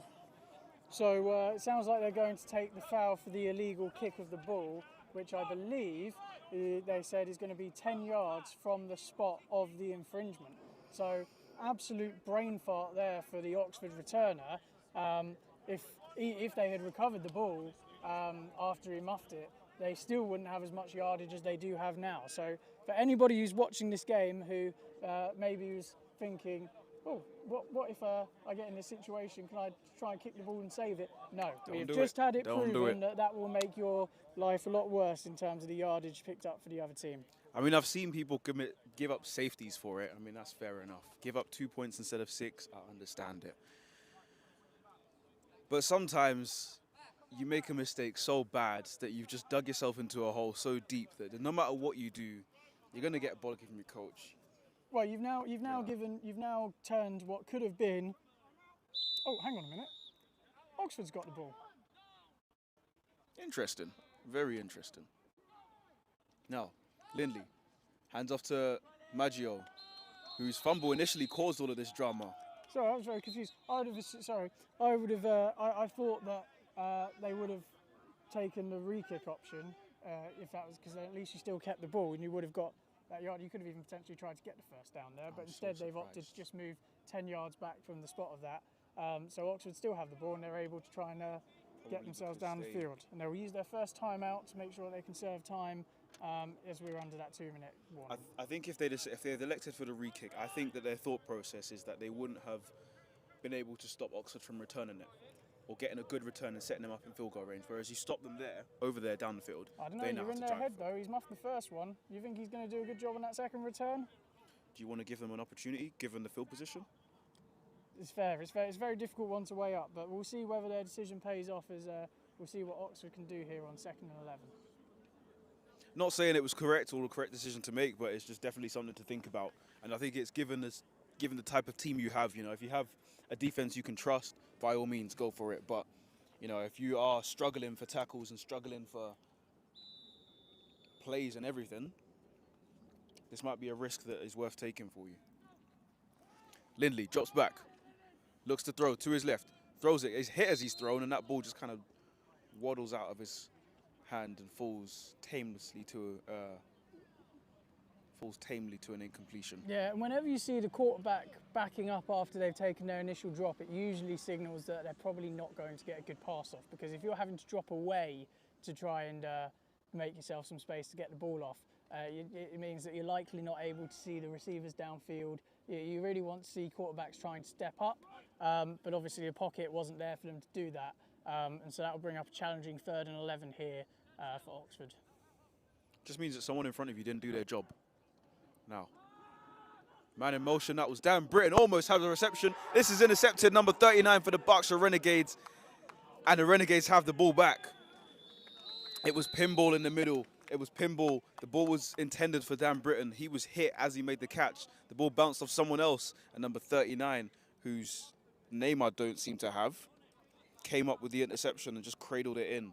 Yeah, and a much better job, as we were talking about. It's the sort of the real money-maker play for Oxford, getting into that trips look, running verts over the middle, and we said that they have to come up with something to take it away. That time, both the safety and the linebacker were able to read it and were able to make a collision on the play that popped the ball in the air so they could go and try and pick it off. And off of that, I think sometimes teams might say, oh, we can't run that play anymore. I would say the complete opposite. Instead, this now opens up the next pass off of that. So they've been trying to hit that inside receiver on that deep over from that set. Now that opens up that seam in behind it, throw the ball over that safety and see if you can get the home run pass. Yeah, it definitely opens up. Yeah, it definitely opens up a lot more for the Renegades right now, and for the Saints, to be honest. Renegades in charge. Oh, and they Ball just intended dropped for what number could have been 88, a walk-in touchdown there. Both the defenders wide flared open. out towards, got that double slant flat concept working. Both defenders sort of drifted over, and that inside slant was open. There was nobody over the middle of the field if he was able to catch and turn. He's really got to be kicking himself because they haven't had a lot of opportunities to go and score. So you've really got to take the most of chances like that. You took the words right out of my mouth. I was going to say Joshua Sharp is going to be absolutely kicking himself with that drop, because that was a touchdown in the bag, waiting to happen, had already been scanned, and the payment failed.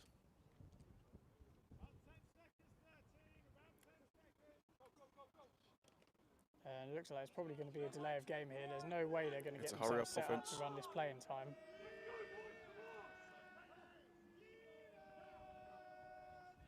Oh, but they That do. was incredibly generous. But it was intercepted anyway. It doesn't matter, because the same guy, number 16, Harry Mattock, has come away with at least his second interception of the game.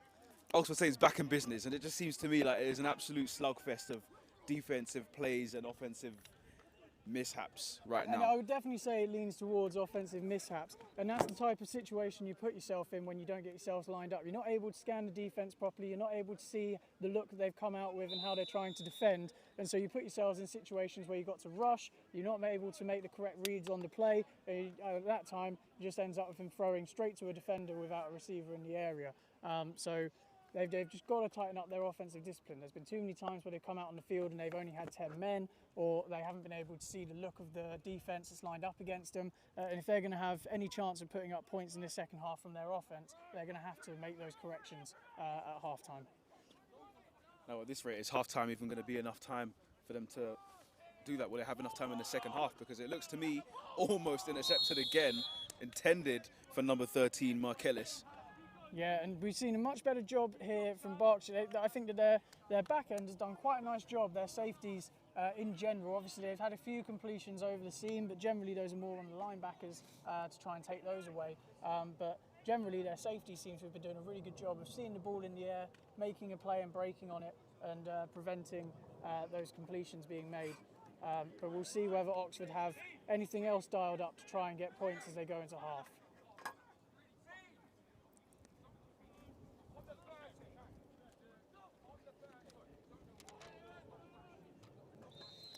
And so a little slant flat concept on the backside, trying to get some yards to make it a more manageable third down, but instead it will be 3rd and 10 from about the 46-yard line, so nowhere near field goal range currently. We'll see whether they're able to get themselves a first down and give themselves an opportunity to get those points into half, or whether the ball will be punted away to Berkshire and will likely fizzle out to half-time. We're well inside the 2-minute warning, so this may well be the last drive of the half. Russell Lindley has an opportunity to really put this game out of reach for the Berkshire Renegades, and he throws an incompletion, and that's not the way to start it. Number 8, We've got a play where it looks like we've got a late hit. Quarterback is down. It seems like he might maybe have some cramp. He's got a flag, so likely going to be roughing the passer on 15 yards. So they will now be in good territory to try and get those points. Yeah, and number 7, Russell Lindley, getting some help from the referee to stretch his leg out. It's always good to see the community helping the community. Might argue, Berkshire will argue probably a little bit too much help, given they didn't get the points from earlier. 39 seconds in the half, so likely sort of last opportunity for points here in these set of plays coming up. 39 seconds to travel 33 yards, or for the Berkshire Renegades, 39 seconds to bait the Oxford Saints into throwing a pick 6. Now, Lindley throws it over, finds Mike Bird, gets completely walloped at the 15-yard line and falls himself, manages to fall forwards for an extra 2 yards. Yeah, and once again, Berkshire not being set up properly is what's holding them back here. You could see the safety was sort of communicating with the coach and like, where am I, like, what yard line am I supposed to be lined up on for this play? And the ball was snapped while they were still communicating. And then we've got players that aren't in position to try and make plays on the ball. So it just seems like a lot of that sort of lack of organisation is holding Berkshire back at the moment. Just seems to me like these are some of the problems that Oxford Saints have previously had in previous years. Lack of organisation and not getting things together. Now, them going down to Division 2 really helped them, but one could argue that relegation could actually do the Berkshire Renegades a favour, because they'll have a much easier opposition and a much more opportunity to regroup and really get themselves organised. Yeah, I mean, it's quite clear that it's been a tough season for them.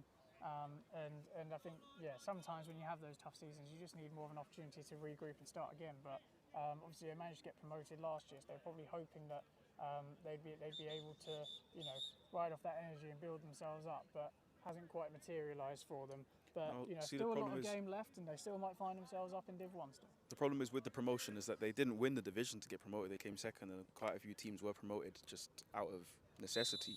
Now, one could argue that the Oxford Saints, based on this game alone, at least, are definitely looking more Division 1 ready so far out of the two teams. And there's an opportunity for Russell Lindley to, after this timeout, would be a real opportunity. It's been a very tight game so far, and when Berkshire had their initial sort of playoff matchup to decide who would stay in Div 1 automatically and who would have to play in this game, Essex absolutely spanked them 37-6, and so you might argue that this game being tight might actually suggest that Oxford might actually have a difficult time when they get up to Div 1, but they will be most likely in the Div 1 Central, South Central, which we know is definitely the easier of the three divisions. You play in the Southwest, I coach in the Southeast. We know that they're challenging divisions. Definitely the tougher divisions, and of course, if you take into consideration that the Wembley Stallions, being the #1 seed, arguably the favourite to go up,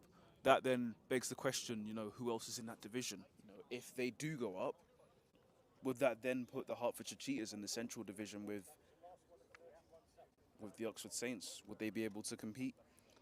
Will the Cheetahs have a good season? They've lost a lot of players this year, so will they be able to recruit in the off-season? There's so many questions to be asked and to be answered, but none of that is important right now as the Oxford Saints have the ball on the 14-yard line going in with about 31 seconds left. Russell Lindley looks to pass, throws it up in the air. Trey Lumsden is available, catches it after the second attempt and rushes his way into the end zone.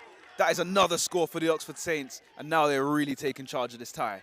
And that was just one of those plays that they just sort of happen in this type of game, right? Where ball's thrown in, hotly contested at the catch point, ball bounces up, player's able to just make that second grab as the ball drops to him, spins away from the tackle, and now we've got a 2-score game, which, based on what we've seen, might be an insurmountable lead for the Berkshire offence to overcome. However, the Berkshire defence has looked like they might have some points in them, so maybe they might be able to help them get back into this tie as the game goes on into the second half. Just as you said, the Berkshire defence is actually, right now, looks to be the ones keeping them in the game so far. And James Moore with the extra point is good.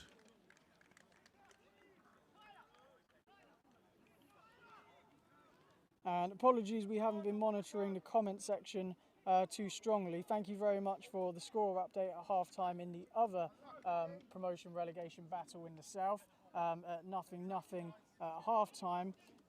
So that will be an interesting score to see the end. What makes the South Central easier? I would say it's just been.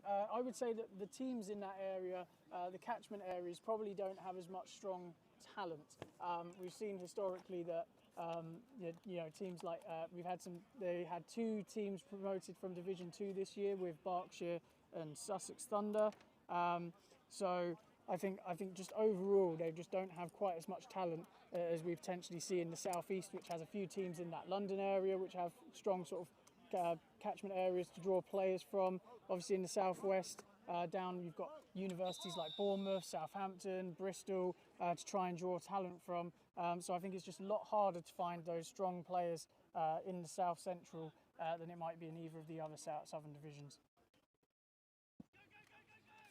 Now, big kick from number 88, fielded by 48 from the Berkshire Renegades. This is Dia O'Brien, who gets his way up to about the 35-yard line and gets taken down.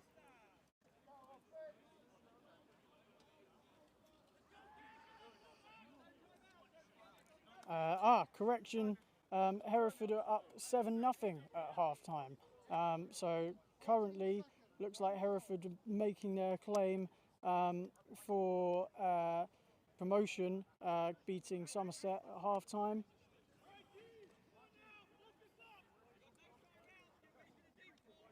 And as Hamish correctly points out, that the last 3 teams from the Prem have come from that Central Division. Personally, I might say that that's because it's a little bit easier to get yourself to the top, and maybe you have an easier schedule in the playoffs, but I'm sure we can debate that one hotly, and I'm sure that might be something that will be discussed on the rundown on Monday. Something's happening. Something's happening. The Berkshire Renegades have a big catch over the middle. A fumbled snap. Molyneux then picked it up and just absolutely launched it downfield. Number 80, whose name is Sean Ange Bright. Yeah, made a like big catch over the middle. Trying to clock it here. Which they are. And to go back to your previous point, yes, the teams that have been promoted have all been from the south, but who have been the teams that have replaced those teams? Because when you look at it now, 2 Division 2 teams have gone up. And one of the teams that came down was not particularly strong when they did come down. So we've got 1 second left on the clock for this play, so this play will be the last opportunity for Berkshire to try and get points into the half. What do we think? What kind of play? Do you think they're going to run the ball, pass the ball? I mean, it seems quite obvious what they should do, but you never know. I mean, I'm assuming they can't kick a field goal, otherwise, even though it's a far away, you'd go for a 48-yarder just because that's best chance to try and get some points. Yeah, but you probably do need a touchdown here. I think realistically, you either want something that's just throwing the ball up into the end zone deep, or maybe something a little bit sneaky like a double pass. Maybe just throw the ball out to the flat, to the running back, see if you can catch them off guard. You wouldn't expect it to work. I don't think they have the capacity for that. I don't think they have another player who can throw the ball. Now I look at it really and truly at this rate. If I'm the head coach, if we have a kicker who can make that kick, I'm taking the field goal all day. Otherwise, it's Hail Mary territory. So in that case, if you're going for the Hail Mary, I think what you do is you send all of the players to the middle of the field. One of them then leaks across late to the back pylon. So whoever you send as the deepest man, you try and slip him behind the defenders, or the other 3 will sort of gather in the middle looking like they're going to jump up for the ball. And before that player is able to break to the pylon, QB just throws the ball out there to the sideline and catches the other players off guard as the player at the back is already breaking there. And hopefully he should be on his own as the ball comes up into the end zone to him. But we'll and hopefully if he does get tackled, hopefully that tackle is a horse collar and a face mask and everything, so you get one more untimed down in the red zone on the 1-yard line, and you can just push it in. Or fumble the ball. Last play of the half, here we go. Maxwell Molyneux in shotgun with Mason Williams next to him. Molyneux looks to throw, and it's intercepted. Guess who it is? Number 1, Martin Rains. He has so much space. It looks like he's going to make it all the way to the end zone. He is off to the races, and there he goes. Martin Rains down to the 10, the 5, the 0, touchdown, Oxford Saints. What a way to end the half. Yeah, and that's the risk that you draw when you they're trying to throw the ball out to the isolated player on that, but obviously there's two players covering him over the top. Gets that catch. Offensive line isn't able to hustle and try and bring him down on the return, and so now you've turned what could have been an opportunity to get some good points into them being up 3 scores at halftime. Absolute heartbreak, absolute sucker punch for the Berkshire Renegades, and it just seems to me. Well, you now hear some infighting with the team, sort of shouting at each other and complaining about how that play worked out, and I think that might end up being the nail in the coffin. That for this game. That for me is the nail in the coffin. The Oxford Saints, like we said, they had rotational players who they could have brought in. James Moore with the extra point, number 28, makes it 21. Now, definitely seems to me like the Renegades just seem to be losing their heads a little bit, losing concentration. They can't really focus, they can't really execute right now. Nothing seems to be going correctly, and the Oxford Saints are really taking charge. They've stepped up a gear. They've started to put their foot down. They've started to really turn up the heat a little bit. And now I feel like they're 3 scores up. They're getting very comfortable at this point. They are getting very, very comfortable. And so that will take us to halftime then. So the score is going to be 21-0 as we go into the half. And so Kwame, what have you thought about the game so far? Interesting beginning. I think it was an open call at the start of the game, maybe the first few drives. I think as time has gone along, the Oxford Saints have slowly started to increase the temperature of this cauldron. They've started to find their way and really start to feel sort of what are the Renegades capable of stopping, what are they capable of doing. You know, the Renegades haven't really given many options to the Saints in terms of difference in plays. They haven't been able to establish the run as of yet. They haven't had many passes over the top. But the Saints, on the other hand, have had much more success at home, on the ball. They've had much more success running the ball, passing the ball, stopping the pass, stopping the run, especially with that big defensive line that they have. And it just seems to me like the big boys in the trenches are really dictating where this game is going at the moment. And it seems to me that the Renegades can't get to the Saints quarterback in time. They can't get there. They can't stop the passes from happening. They can't stop the motion, the runs, the wide open guys from the motions. Just seems to me like everything seems really soft and the heads are really low for the Renegades. So it will take a miracle from the home side, Well, in my opinion, to come let's back. see if miracles can happen as we go into half-time. Just showing you the score there, that Wembley are up 7-3 at half-time against the East Kent Mavericks. Very surprising scoreline from two powerhouse offences, clearly not getting themselves going just yet. So over half-time, you might be barbecuing, you might be doing something to enjoy the lovely weather. But if you're somebody that likes to be inside a little bit more, wants something good to watch during the half-time break, let me recommend Warlord, which are sponsoring today's coverage on Sports Hank of the game. It's a new movie starring Billy Boyd from Lord of the Rings, alongside the cast members from Baldur's Gate 3, Harry Potter and Battlestar Galactica. That is now available to watch on Amazon Prime. So go over there, have a quick watch of that, start the first 10 minutes, and then come back and check out to see whether the Berkshire Renegades can make miracles happen and come back from a 3-score deficit to keep their place in Division 1.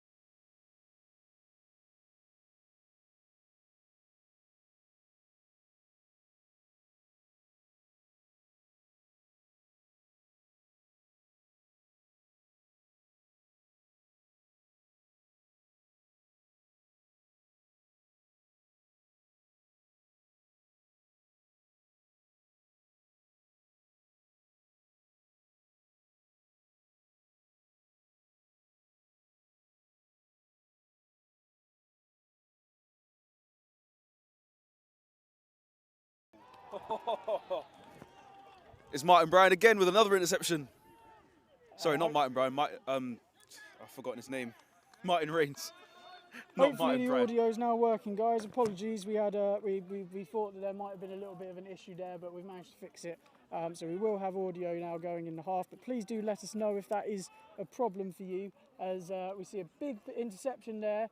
Berkshire started the drive positively, trying to with a nice little pass early, but now unfortunately finding themselves back on defence and not what they wanted coming out of the half, as obviously they've got a big 3-score deficit to overcome. Trying to overcome a 3-score deficit when you've just thrown an interception, and that could well become 4, because the team who has the ball now has the momentum, has a lot of energy, has a lot of hunger, and just looks to be taking this game by the scruff of its neck. It's a tall task, for sure. Lindley, hands off to Maggio. Runs a counter and turns around, goes the other way and makes a few yards, but I don't think he does make any yards, actually. Yeah, we're seeing the same issue for both teams over and over again. They need to be able to get to the second level and pick up the linebackers. If you're not able to block up the second level, then you're just opening up lanes and making it easy for those linebackers to come down with a head of steam and make tackles in the run game. And so we really need to see them turn things around there and start either find run plays that don't rely on them getting to the second level, and if they don't have that in the playbook, then they need to find ways that they can use formations and try and make it a little bit harder for those linebackers to get involved. They've got to really vary some stuff up, mix it up a little bit, get some new people involved and really make the defense think a little bit. Give them something to think about. There'll be teams that are already in Division 2 that are looking at the Berkshire Renegades, licking their lips, thinking, right, what can we learn from this? What can we pick apart? Although you would expect there will be a fair few changes in the off-season, as obviously what they've been doing so far hasn't worked. So we'll see how this game continues to develop. Maybe they might find themselves in Division 2 next year if they can come back. Another ball thrown at the feet of the receiver, not able to find the hands there, and so that will bring out the punt unit for Oxford. Not an inspiring start to the half for either side, but maybe that might improve as the game goes on. That'll bring out the punt unit for the Oxford Saints. And another look at this punter with an absolute rocket of a leg, Martin Bryan, number 44. As we bring up the score update from Hereford and Somerset. Hereford up 10-7, so looking like they're putting themselves in position to try and get promotion, but obviously still a lot of game left, I suspect, and a very tight score there.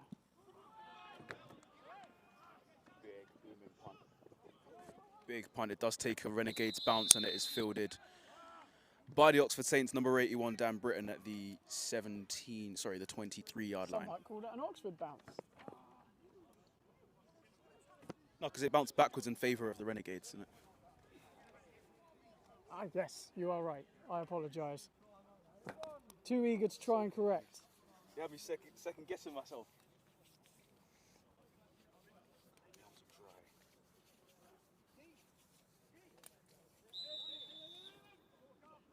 Note to self, don't drink wine with your neighbours at 4 o'clock in the morning. Whatever time it was.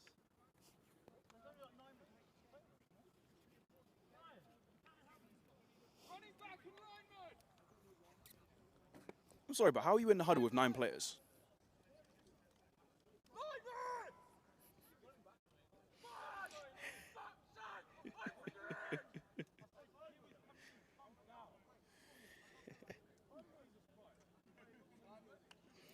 Sorry.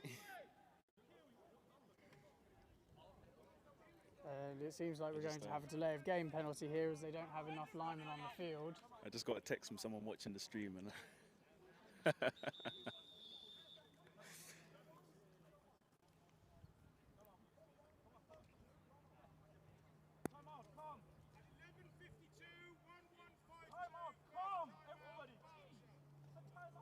And so they've had to use a timeout to avoid a delay of game.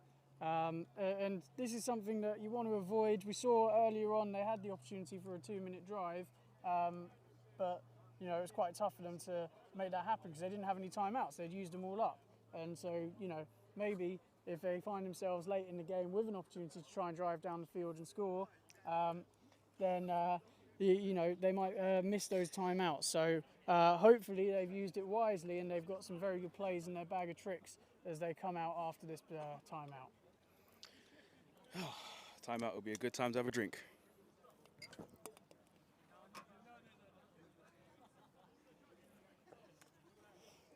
Is that cricket?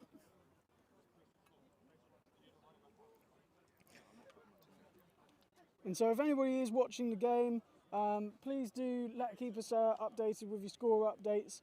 Obviously, there's a lot of really important football games going on around the country. We've got some Div 1 are playing to see who will be in the promotion relegation game, as well as the other promotion relegation games we've shown. So do keep us informed, and we will do what we can to inform everybody else watching the stream. And if you're watching and supporting anybody in particular on either sideline, do let us know. We'll do a better job of monitoring the comment section in the second half and publicising your comments a little bit more. If you've got opinions as well, do throw them in the chat. If they're juicy, we might engage with you and push back or agree with you. Ian Molyneux saying that Oxford will struggle if they get promoted. If you think that Oxford are in position to go and take Div 1 by storm if they find themselves promoted, then come in with your counter. I think Ian Molyneux is a double agent. I think he's a double agent. I think he's lying because Berkshire Renegades' quarterback, surname is Molyneux. So how do you know he's not just backing his team? Big catch here made by number 49, the man himself, Lewis Kavanagh. Yeah, and we saw earlier on in the first half they looked like they tried to run smash and it didn't work as well because of the spacing. That time they seemed to get much better spacing with the outside receiver hitching a little bit shorter, opening up that space for that corner over the top. And so that's helped things, and that created that extra space for that receiver to run down the sideline. So nice job there by Berkshire. We'll see if they've got more in store.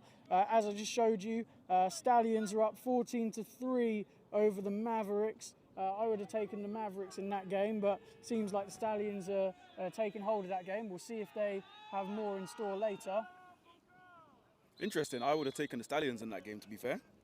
No disrespect or hate towards the Mavericks. I just think the Stallions are a little bit stronger.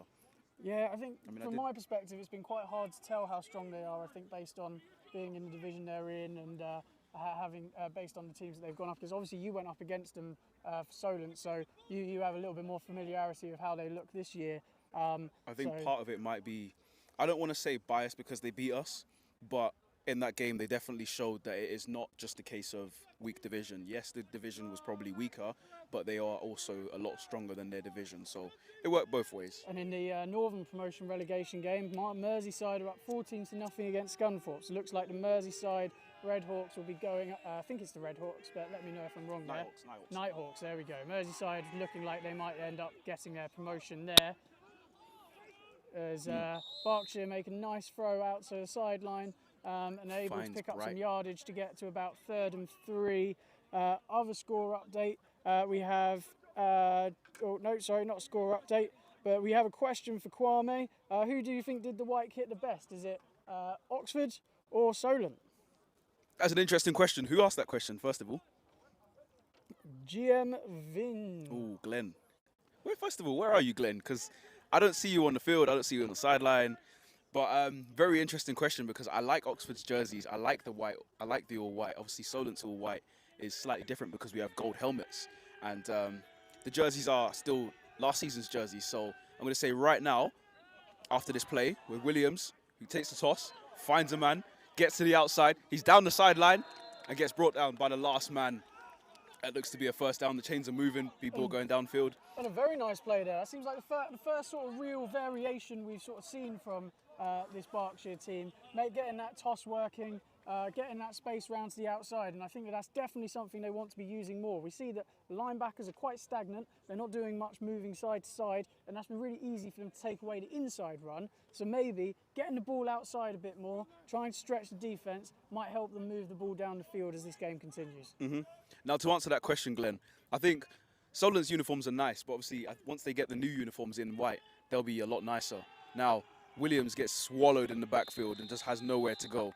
And to answer the second half of that question, I do like Oxford Saints all white jerseys, but the only problem is that some of them say Oxford and some of them say Saints. So until they get that corrected, I'm going to say Thrashers for now. I'm going to say Saints when they get that corrected, and I'm going to say Thrashers again when the new white jerseys come out.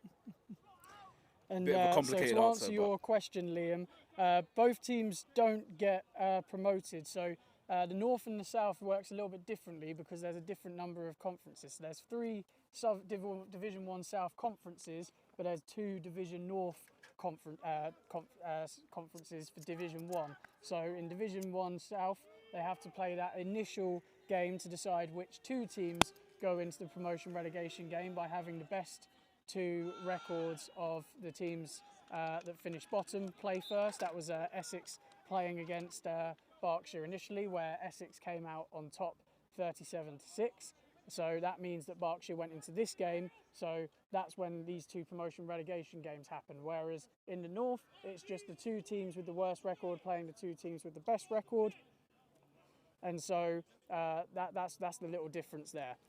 Also in the Prem, being only 5 teams in the Prem North and being 6 teams in the Prem South, it means that the loser of the Prem South faces against the winner of the Division 1 South. But in the North, the team who wins it overall goes straight up, and the team who loses in the final then plays against the 5th place to determine if 1 team goes up or 2 teams go up. Oh, and QB tried to get the ball out there on 3rd and 11. Ball goes in and out the hands of the wide receiver. Looked like it could have potentially been intercepted, but will fall short. And I think that Berkshire are going to bring out their punt unit, although their punter has just come off. Maybe they're going to do a fake punt here as the punter's speaking to the head coach, or he's maybe giving him some tips on the direction to try and kick the ball. We'll see what they do when the ball is snapped. Now, that explains everything. Ian Molyneux is Maxi Molyneux's dad. That explains so much. Ashley, what are you saying? Long time no see. Long time no see, Ashley. What is my 40-yard 4.1?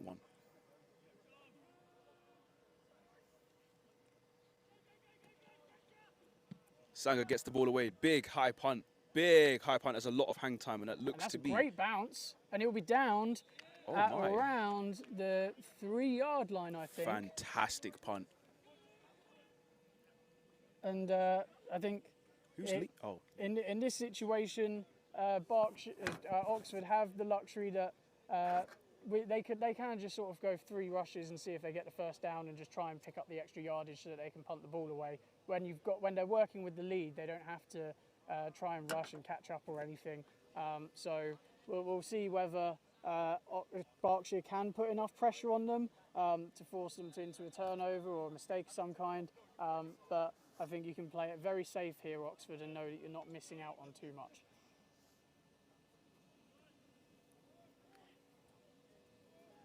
Now, Dee says that Berkshire's punting is really good, but I have to say, you have to see Oxford's punting because Oxford's punting has been fantastic today. Lindley, man in motion, hands off to Maggio. Finds his way towards the left. Does he get to the outside? Almost. 1 man to beat and gets brought down by... Can't quite see the number, but he has a minimal gain, if any gain at all. Yeah, and you see he just didn't have the blockers out on the perimeter there to help make that run go off for more. Probably indicates that it should have been an inside run, that he just sort of had to bounce out. We saw them in the first half trying to run some of that where they motion the player inside, and he helps get that extra blocker in the box. You think maybe they have to use some designed outside runs. It didn't seem like the linebackers were very good at getting out to the sideline. It was just the corner that was left that was able to make the play. So let's see what they can do here. Looks to be another handoff and another run by Maggio, and he gets brought down with no space to go. They just seem to be swarming him right now, just really queuing on that run.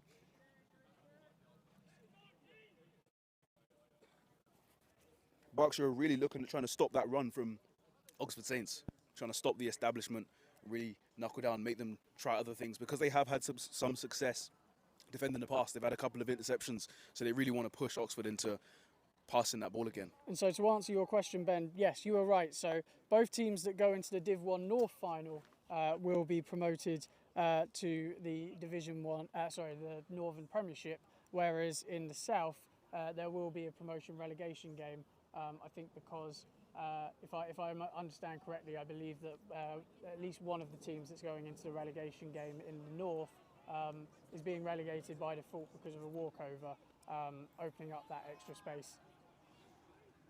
As we see a big play on the ball there, with the safety doing a great job of tracking to the outside on that fade by number 12. And QB's just got to throw that a bit wider and a bit earlier. You know, you want to find that hole shot, that space that's out on the sideline. You don't want to be throwing the ball over towards the middle and inviting the safety to come over and make a play on a ball like that. He had Lumsden open for a split second. Number 12, Trey Lumsden. He had him just for a split second. He had his defensive back beaten, but it took too long with the pass. Sanga was in there, Goody was in there, number 23 and number 27 the other way around.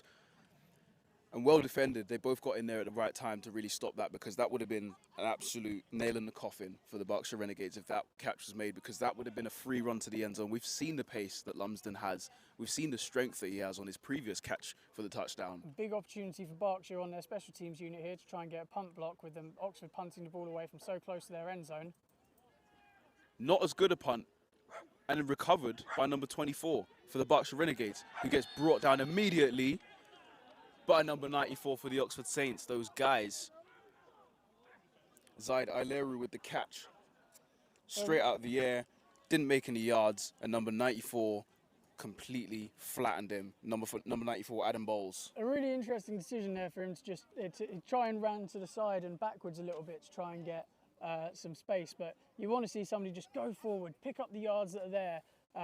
Because you don't need too many yards in this situation. You just need any extra yards that can get you closer to the end zone in better field position, because you've got such good field position from how far back you pinned them to kick the punt off in the first place. Not quite being your booming leg punter as you potentially thought they might have got earlier, Kwame. I mean, he's had a few booming punts, but some of these punts they've been attacked very well, and he's not been able to get as much hang time as he initially would like. Now Molyneux throws it out, finds Bench in the flats, who makes a man miss and gets brought down by another guy. Didn't quite see the number, but Bench is still on top of the guy who tackled him. Would be number 16, the man with 2 interceptions today. That's a much better job from Berkshire than we've seen him earlier. Really good quick throw on the RPO. Gets the ball right on the chest plate so we can go and make some yardage. Not a lot of yardage to be found where he had to cut back inside. So really nice job from the linebackers of Oxford, recognising that and going out to the flats quickly to try and make the tackle. But you'd like to see them keep making plays like this, and if they can, just use a bit of tempo. If you can run plays like that a couple of times in a row, go quickly, no huddle, and tire out that Oxford unit, that might be able to help them get back in this game. Now, Molyneux throws a toss to number 26, who gets completely swarmed, has absolutely nowhere to go. Troy Hunter, number 26 for the Berkshire Renegades, with that toss, and just get absolutely rushed. Yeah, and you saw that they had success on that outside toss before. They tried to toss it to probably the smallest back in the unit, see if he can find just a sliver to try and get that forward yardage, but nowhere to be found that time. Not able to get those blockers on the perimeter to help create the angles that can let an elusive runner get into space. Now, Hunter may be lacking in size, but what he lacks in size, he definitely makes up for in agility. You can see, we saw during the warm-up, we saw during some of the reps he's had already, the way he's able to just shift in and out and dodge tackles like it's absolutely nothing. Another running back is in the field, this time number 39.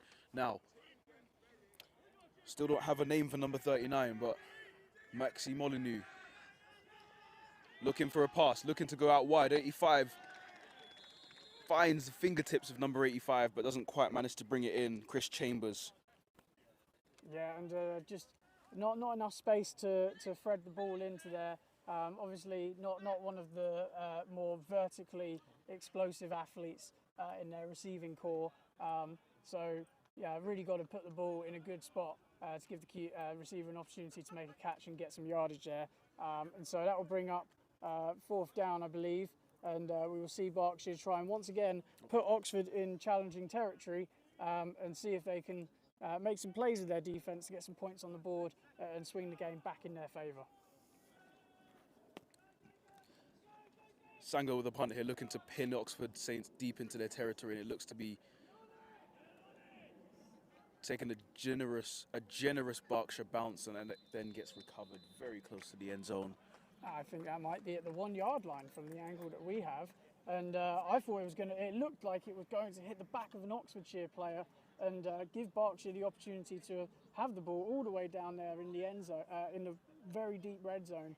But instead, it will just give the Berkshire defence full green light to send everything they have to try and just generate a little bit of pressure and force a safety here. Get those 2 points on the board, get some positive field position for the offence to come out and just try and get something going to try and give a bit more life to this game. Berkshire definitely need a score here. They need something. They need to be able to get a turnover or something whilst they've pinned the Oxford Saints back, because they need something to salvage out of this game. Thank you to our correspondent Gary, who's just informed us that the fourth quarter has started. The Stallions still lead the East Kent Mavericks 14-3. And another incompletion thrown by Russell Lindley. Yeah, I don't think we've seen a single completion on that RPO slant where they're just trying to see if that player that's meant to defend that backside alley vacates it and tries to play the run instead. You can just try and pick up an easy 7-8 yards by hitting that slant. But every single time they just haven't been able to connect with it. And at some point you've got to think to yourself, right, look, let's take that out of the playbook. Let's either run a screen backside or do something a little bit different. Just take the option away from the QB, because clearly he wants it and he just cannot get that today. It's just common sense. If it doesn't work, try something different.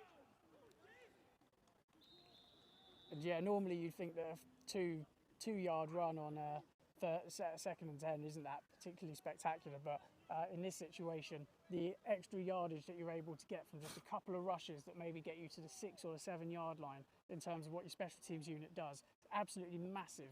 And so Oxford will definitely be hoping to get a similar type of play. Obviously you want more yards, but realistically a 3-yard run more important here than anywhere else on the field.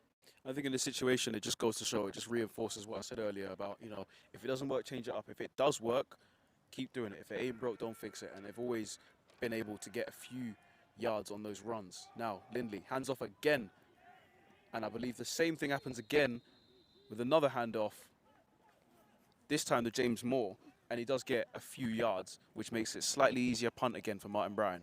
Yeah, and a fantastic job there by Renegades number 39. He was just lined up, knew that was going to be a run play, because every time they've been in that 2-back set, they've been running the ball, understood the situation of the down, and he just saw that gap open up, shot right through it and got to the ball carrier. Didn't quite make that first tackle. You want to see him get a little bit lower to be able to make that play in the backfield, but he just managed to hold him up and do enough that next player could come in and finish the play. And now they've got another opportunity on special teams to try and get a block punt, maybe get a big return and change the game for them. Oh, good snap. A little bit more hang time this time, and it's recovered. Not recovered. Is it a live ball? Has it been touched? Has that been touched? Is it a live ball? It has been touched. It's not a live ball, I don't believe. Was it touched by the Berkshire Renegades player number 48, Samuel Deere O'Brien? Is that an Oxford Saints ball? The referees have pointed in the direction of the Berkshire Renegades. Wait, they said that's... Oh my goodness. I think what they said is that ball had just missed him. That ball maybe just missed him. It was very close. I didn't hear it. You could hear it. That is a horrible call. That should be Oxford Saints ball. That is incredible. Big questionable decision to be made right now. It's just been made. Huge decision that's just been made by the referees. Just like the earlier play when it was 7-0 to the Saints, and the Renegades had a perfectly good scoop and score chalked off the board because of an erroneous whistle. Even. I guess that makes it even. Not that it matters at this point, because the score right now has put the Renegades really and truly almost out of contention, but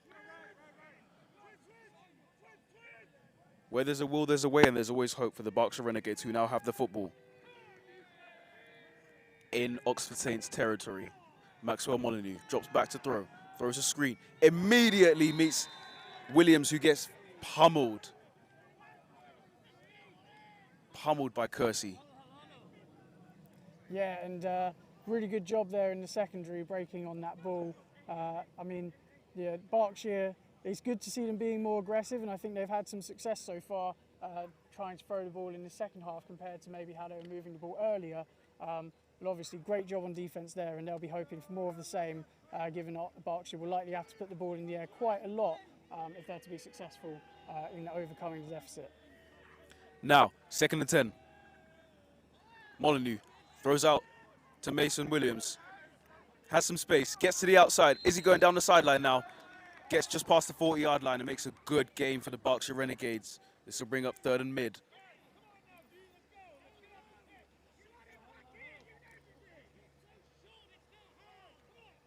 They're going to mark him out at the 41-yard line, and that brings up 3rd and 7, still 3rd and long. But a positive few yards gained by the Berkshire Renegades. As Williams trudges off the field. Gets his congratulations from his coach and his teammates. And the Renegades trot out to formation on 3rd and 7.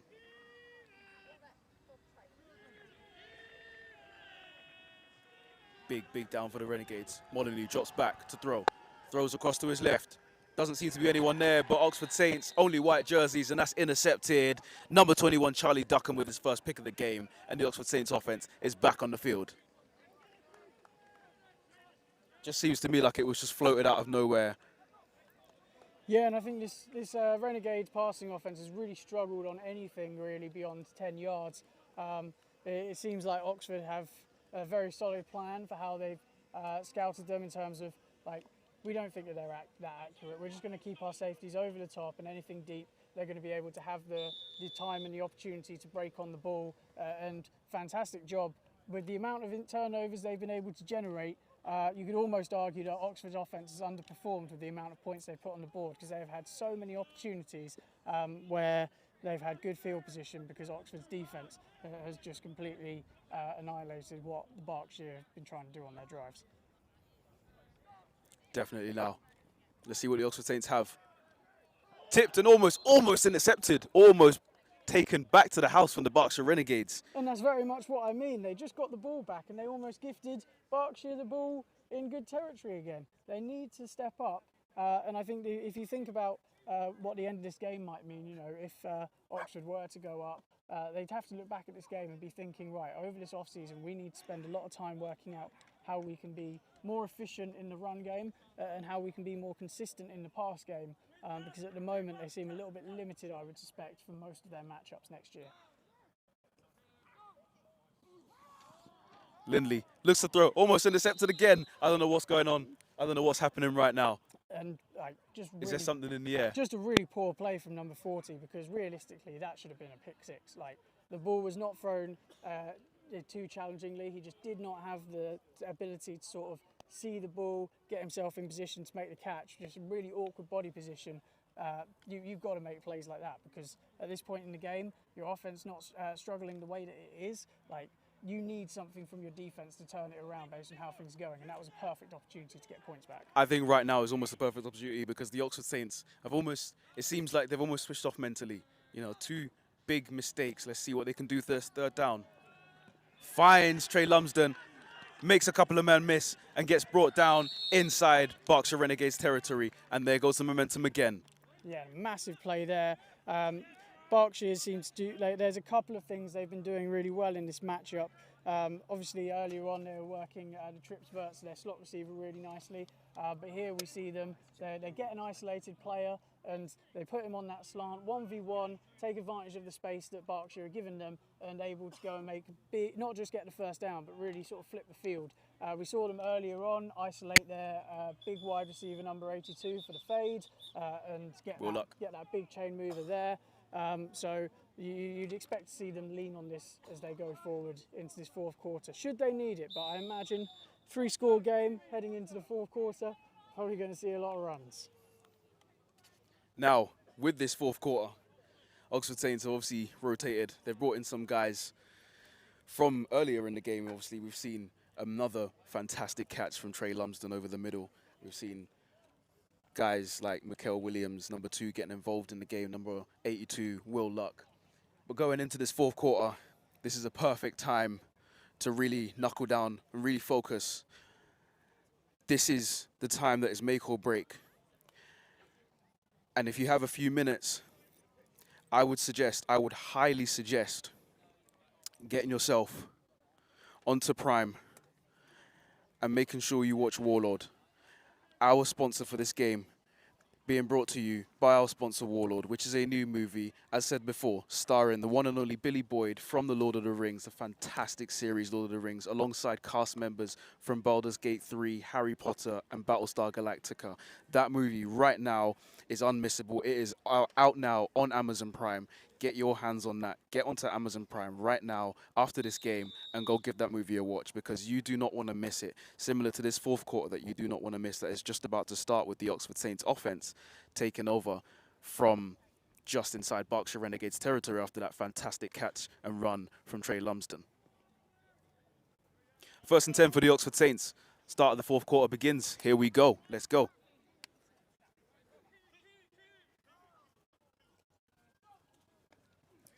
Russell Lindley looking to throw. He does throw. Finds a man number 80. I can't quite see where he is, but he gets brought down inside the 30-yard line. Number 80 for the Oxford Saints. Unfortunately, apologies. It's very hot. I was making sure I had enough sun cream while we had the break. Ran on a little bit too long and unfortunately missed the first play out of the drive. But really nice job finding the receiver on the backside, on that almost looked like a mesh concept to me, where they had both drags going over each other. And he was able to get a really nice catch and run to move the chains. One of the drags, Alex Costin, number 80. We saw him making a few catches earlier in the game and a tackle on special teams to bring the Oxford Saints into the 30. And Lindley, in and out of the hands of Mikael Williams. He was ready to go. He was ready to go, but he just couldn't quite haul it in. And that brings up 2nd and 10 for the Oxford Saints.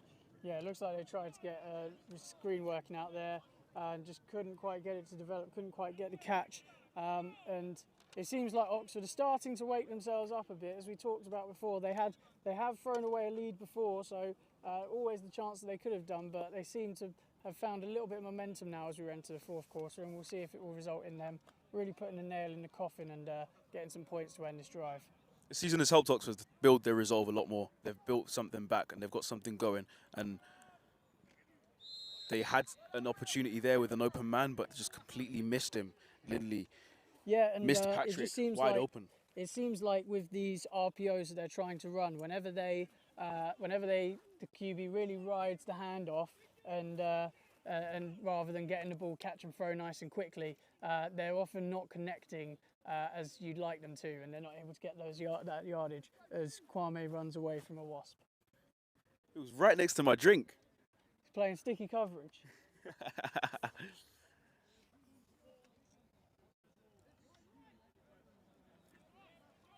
So deep into the fourth quarter, Rems confirming that Hereford are up 17-7 against Somerset, and so that will almost certainly relegate Somerset, as we see number 80 on the catch and run. Costin down the sideline. Costin has no one to beat. Costin into the end zone. It's another touchdown for the Oxford Saints. Yeah, and a big catch and run for a score there.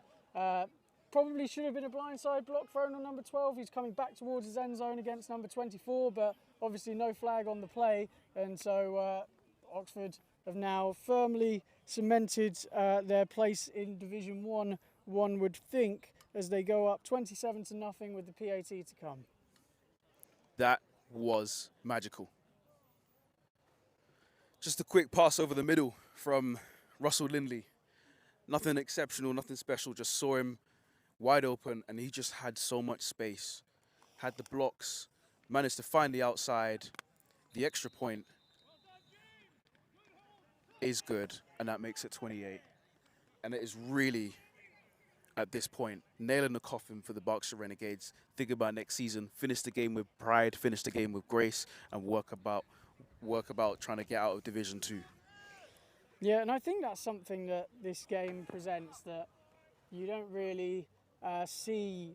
It's probably one of the more upsetting things, not upsetting, but probably one of the sadder things in football to imagine, where it's one thing to sort of get relegated in a game, or maybe you already know you're relegated, but you know, when you have this game where you're pretty much at the bottom, you've got one last chance and you can just feel it falling away. Especially as it's against a side that's from that lower division. It's not somebody in your division just making you go undefeated. It's somebody who's playing for everything, coming up and saying, yeah, we've taken your spot. So yeah, must be quite difficult on that Berkshire sideline. But we will see whether they sort of make a good show of pride and get a drive working in this fourth quarter to come and put some points on the board. Obviously only one touchdown this season so far, so they're hoping to try and get a score and finish on a high note. Boots it down the field. That is a live ball. It's a kickoff. Is he going to return it? He picks it up and he gets tackled immediately. He's missed out on a golden opportunity because he picked it up right next to the sideline. He really could have gone out. He was close enough to do the feet out of bounds. He should have done it. He didn't do it. He picked it up, standing right on top of the ball, and was immediately tackled. Number 44 for the Oxford Saints, whose name is Ali Blair. As the saying goes, Kwame, you cannot have an incredible 99-yard drive to make your season end on a high note, even though you're getting relegated. And here we go. We've got this opportunity here right now. 99-yard drive. Do you think we got it? I think we have it. I think the drive may well end in a touchdown, but I can't guarantee to which team. I think some prayers will be thrown. I think some yards will be gained. I think some yards will be lost. But that was a terrible, terrible mistake by number 49 for the Berkshire Renegades, Lewis Kavanagh, who does catch the ball, make a few yards to get them just a little bit out of jail. Not quite fully out of jail, but just a little bit closer to the gates. Yeah, and they've just got to be a bit quicker on that. They've got players out there to make the blocks, but just didn't quite have enough speed or enough juice to open up the alley that would give them the opportunity to get some real yards on that. But they've at least moved the ball forward a little bit more. Second and 7.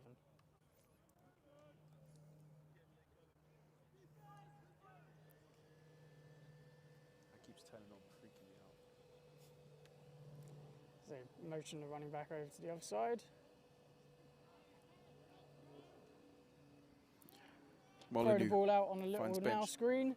Bench, almost to the outside. The perimeter.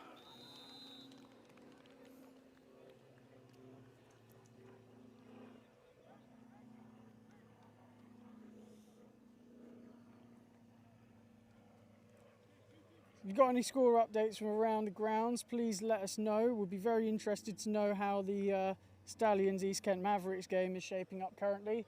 And if we've got any final scores from Hereford and Somerset or from the Merseyside game, please do let us know. I'm going to try to find it.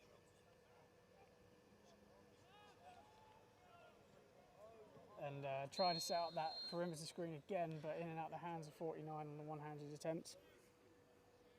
Lewis Kavanagh, number 49, in and out of the fingertips. He's been very active on this drive. Of course, obviously, unfortunately, making the mistake to back them up in their own red zone, up their own backs up against the wall. But he's made some catches today. He's made some fantastic catches today. He's Jesus. Sorry, I got sidetracked. But he's made some fantastic catches today, and he's had some almost catches as well that would have been some definite highlight reels. So unfortunately, almost catches go in the box score as drops. That's the problem. That's the problem.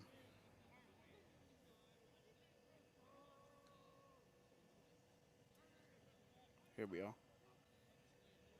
Bad snap there. QB adjusts. Throws the ball over the middle on the seam. And number 30 just couldn't get the ball in his hands there. It's a nice concept though, running that smash with that inside post from trips. Clearly they're going deeper into their bag now, and you almost wish they would have broken out more things like this earlier to try and avoid getting themselves into this position. But unfortunately, unable to complete that. It might be a little bit too late for them as they try and get a conversion on third down. That was Brian Lunga with the almost grab, but pretty much well covered in triple coverage. Just seems to me like a lot of these throws from the Renegades QB just seems to be going where the white jerseys are and not where the red jerseys are. So I think that's going to be an offside, but the offensive line did move. And as we see how they judge this penalty, we'll go quickly with some updates. So Mavericks currently on the 3-yard lines of the Stallions with the game 14-3 in the fourth quarter, I believe. So it'll be interesting to see whether they get some points and whether we've got a tight finish like we did in their game that we streamed against the Olympians, where that game went to overtime. Over in Birmingham, Leicester are winning 20-0 against the Birmingham Bulls. So currently all of the teams who are coming up from Division 2 trying to get promotion to Division 1 are winning in those fixtures, which might suggest that maybe this fixture might be redundant, but we'll see whether it holds going into next year. QB's rolling out looking for a pass. He finds number 30 going across the field, and he manages to almost get out of one tackle, but number 5 comes over to finish the play, and that will bring up 4th down, and it looks like the punt unit might be coming onto the field as the punter stands next to the head coach. Seems to be indicating a direction of him to punt. But, you know, they might have a fake punt, who knows? Brian Lunga with the catch and run, but it just seems to me, again, just as we experienced earlier, all of the running just seems to be east and west. There's not much north-south running. There's not much yardage gain. There's all running sideways to try and get past the tackler who ends up getting to you anyway. So I do believe that this punt right now, they won't offer any, they won't go for a fake at this point. They'll have to just get the ball as far away as possible.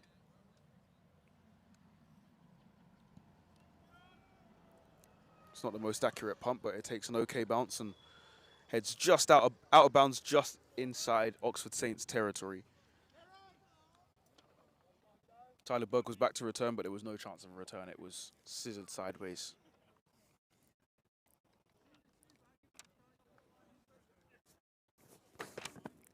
And so as we have approached a change of possession in the 4th quarter, just like to remind you that you can become a member of Sportank on YouTube with various different tiers of subscription. So if you really enjoy the coverage that you get from us and want to do a little bit to try and support us to continue to cover not only these games better, but also more fixtures hopefully as we continue to grow, then please do consider joining on to one of these. Obviously we're very grateful for all of those who support us here at Sportank. Now, new quarterback in number 4. Sam Fielden throws the ball to number 29, and he gets completely flattened. Yeah, setting up a little running back screen, which I think is quite a nice way to, quite a nice play to ease a new QB to come into the game. Nice easy pass, not much to read. Just have to make sure that you can get a lane out to throw the ball. But unfortunately for them, really nice job by the Berkshire defense rallying, reading that play and making the tackle there. I think it's a wise decision at this point, you know, once the game has been called, once the game has been won and done, you know, rest your starters, let your other quarterbacks and your other guys get some reps, you know, as Fielden this time gets dropped and the ball is out. It's a live play, and I believe the Oxford Saints have recovered it just about. It's plays like that, it's mistakes like that that will happen when you rep new guys in that haven't played all season or haven't been receiving the reps that they get. These are plays like this when Berkshire Renegades really, who probably should have 2 touchdowns of their own, really want to be capitalizing on that, because a scoop and score there would then make this whole end of the game a very interesting affair. Yeah, Centre's put him in a bit of a bad position there, really bad snap, and obviously pressure coming through, puts the quarterback in the dirt.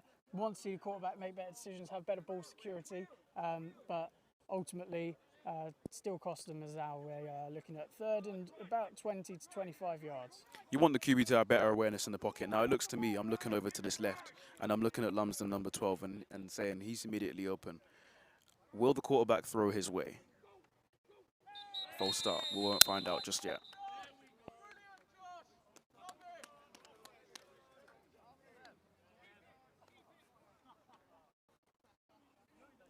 So yeah, kind of mistakes you can't afford. Put them all the way back. Some might consider this 3rd and a bus ride. Drake. Wide open. Wide open. So we've got an update from Hereford.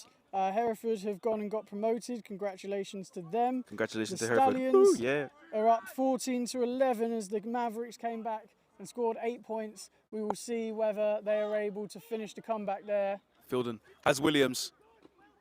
makes a few men miss and still goes, and such a brilliant run. Doesn't quite get back to the original line of scrimmage, the original first down line of scrimmage, and the punt team will come out. But Mikael Williams with an exceptional run made a few men miss. Yeah, really smart play call there. Obviously didn't get the conversion, but put themselves in a position to try and do so with the receiver screen. A couple of offensive linemen getting out to try and open up more lanes. Initial rush was really nice, but great job with that tackle, getting nice and low, making sure that there's nowhere for him to run through you. Just derived a really nice impact to bring up the punt unit. And again, it seems to be like that. That last tackle, if that their tackle was missed, he has a first down comfortably. He has more, and at this point, it's a foot race. And we've seen the speed that he has. We've seen the speed that he has over the other guys that he's running up against. So, Brian to punt away. It's blocked. Oh, the ball's coming this way. And we've got multiple flags on the field. The flag will be for kicking it out of bounds. It was blocked by number 25 of the Berkshire Renegades, Shanot Ratanka. I'm so sorry, guys. Ratanakam Nerd.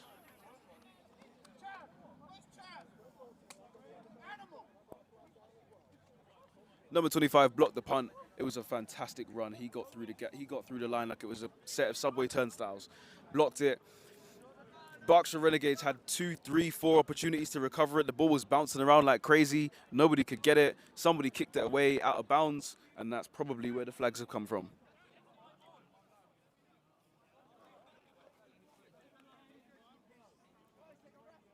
Sorry, I'm just trying to listen in and see what the officials are saying.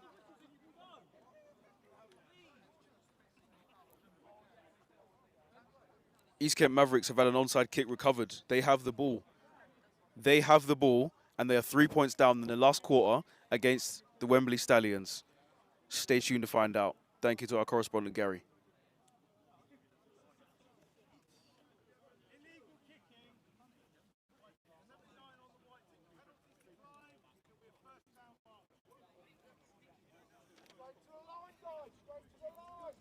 And that's a fantastic result for the Berkshire Renegades. If they were still in this game with a couple touchdowns scored, as I said earlier, the potential scoop and score, this blocked punt that could have been returned for a touchdown.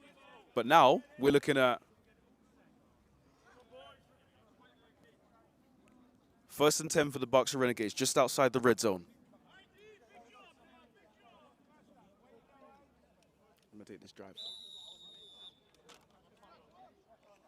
Oxford's defense showing pressure to start off with. Molyneux drops back, looks to throw, finds a receiver. He has bench in the end zone, but he's dropped it.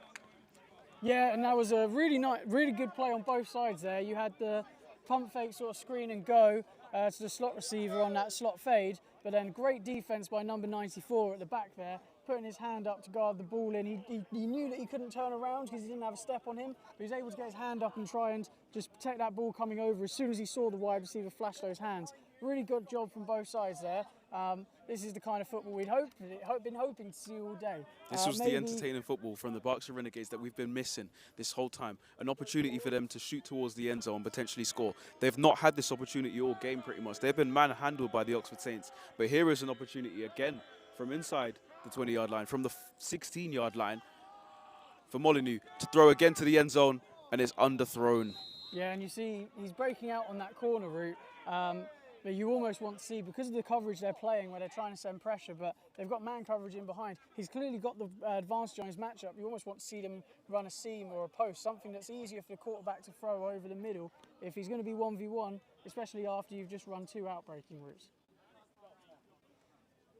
If I was the Saints, given I haven't got pressure on those last 2 plays, I'd definitely be thinking about dropping a defender over the top into coverage rather than sending an extra rusher on this one.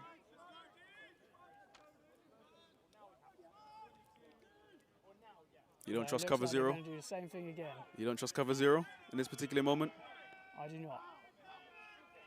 Back your athletes against their athletes. Now, Molyneux towards the end zone, finds bench, in and out of his hands. Yeah, and you just can't have that happen, and that's why you say, you know, maybe put somebody over the middle, because at the moment, like they're doing a nice job, but the QB either doesn't quite have the arm strength to push the ball out there with enough velocity so that their wide receiver can make the play on it.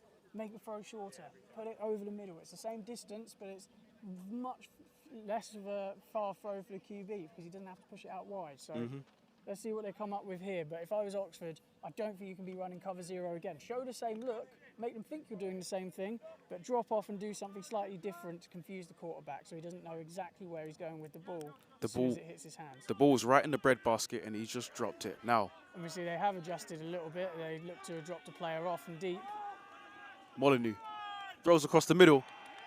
Incomplete. Yeah, and really Broken great up job very on well. defense there because they saw that, all right, the last couple of times we haven't got pressure, they've been able to get those isolated matchups. They drop off one of those linebackers into that hook curl in the middle, and that's exactly where the ball is thrown. He was watching number 49 bracketing him on that slant, trying to make sure that he doesn't complete it. He doesn't really get enough his head round enough to be able to pick it off, but he at least manages to break up the pass. So fantastic job by Oxford there, put in a really difficult position. In terms of field position off of that mishap on specials, but really great work to kind of hunker down and prevent Berkshire from getting any points on the board. That's got to be a real confidence boost as they go into Div 1.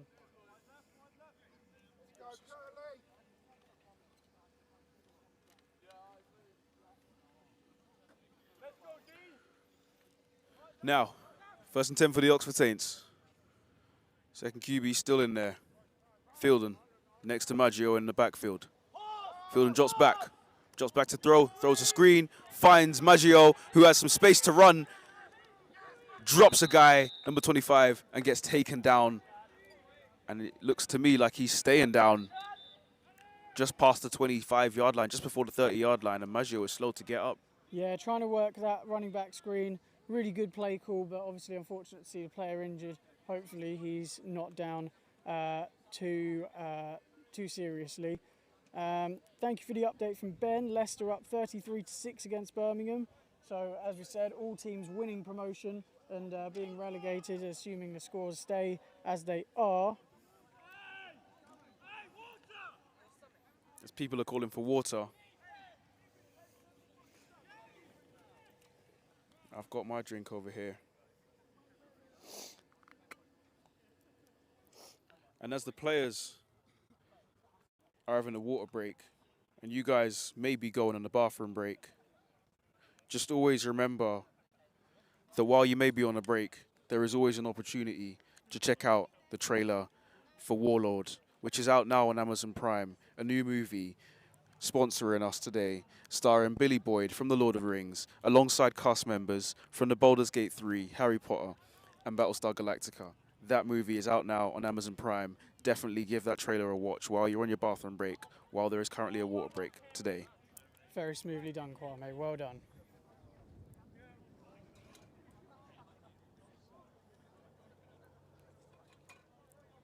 The player is slow to get up and has walked off the field and is offered a piggyback by the water boy, but I think it was more of a joke because when you look at the size of the water boy and the size of the player, I don't think a piggyback is physically possible. But he tried.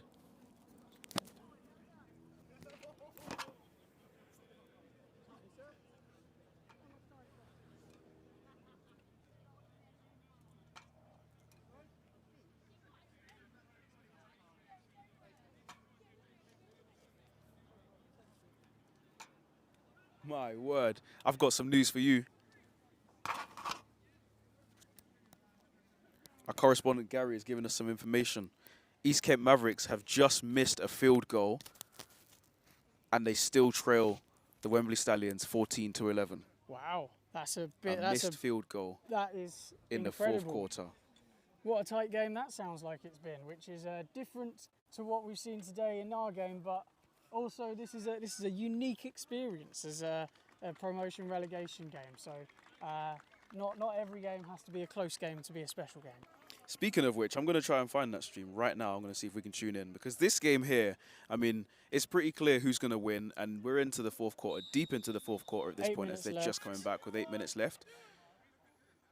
Let's see if we can get a watchful, wandering eye on the other game as well.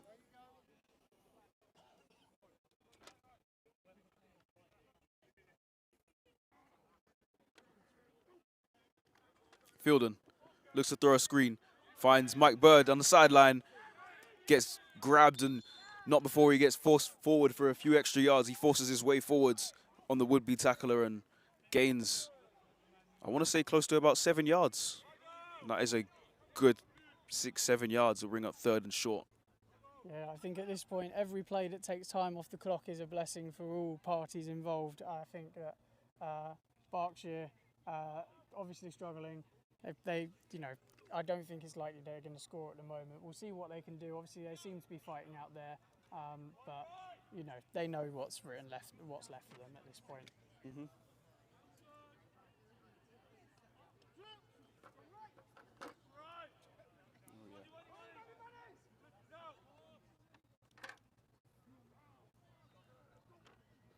Fielden takes the low snap along the ground, lofts it out and almost throws an interception to number 48, Samuel Dia O'Brien. Just seemed to me like he couldn't see anything. Two guys ran into each other, and I don't know if the quarterback could even see over the pocket at that moment, but it just seemed to me like it was just a throw out of not even desperation. It was just. It looked like a just design screen. It looked like a design screen that just wasn't executed very well.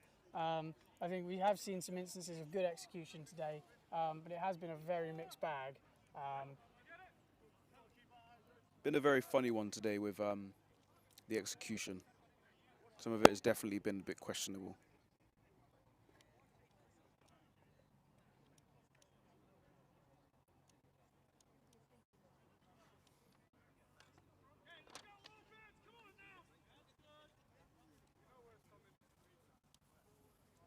Big 3rd down here and a big 3rd down in the other game. Now, the one over here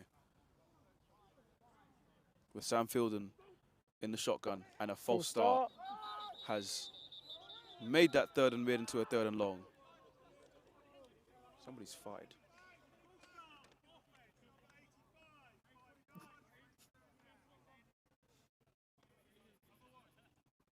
Someone over there. As we see a full start there, just can't have that, just really poor execution from the receiver. Got to be a little bit more disciplined there.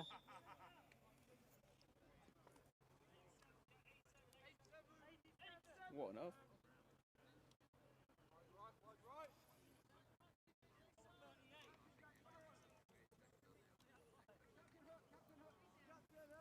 Captain Hook.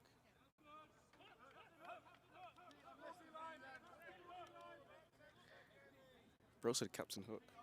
I'm not going to say anything. If you know, you know.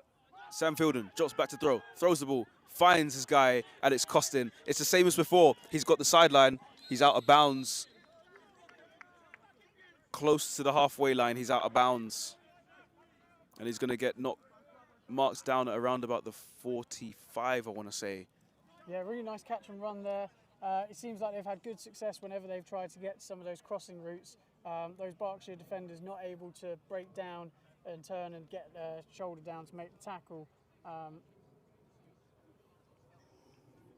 Yeah, it just seems to me like Oxford are able to get the sideline. They're able to have that outside contain beaten every single time, and they just find their way down that sideline. And it's been a problem for the Renegades for quite a while, for quite a few games, and a few times I've seen that they're able to have that sideline stretched, and they're just not able to make it now.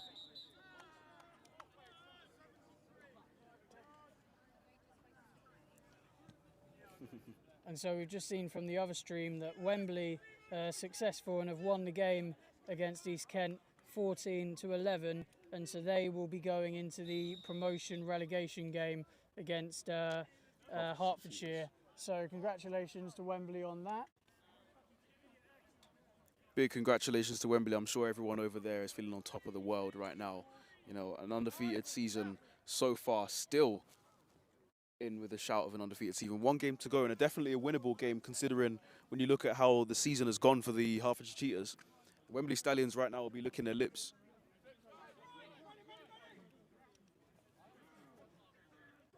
Now, Fielden looking to pass, drops back, finds Mike Bird over the middle.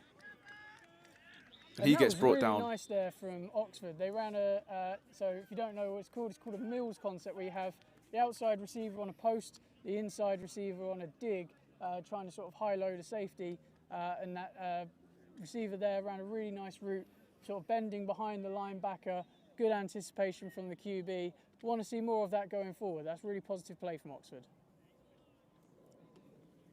Now we're in that territory where it's almost the same angle for both cameras. So there may be a lot of chopping and changing.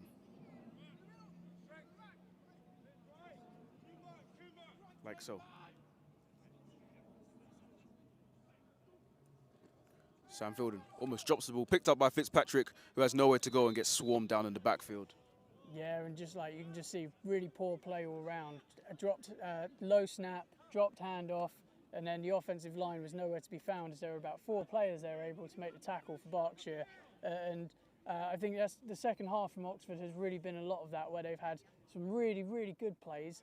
If they can put just a few of those together, they'd be able to move the ball with ease, and then they've just made mistakes that have got in their own way, and they end up in some of these awkward third downs. But they have shown the ability to convert on some of these longer third downs, so we'll see what they've got in store here. As the receivers come out of the huddle first and the rest of the team follows suit.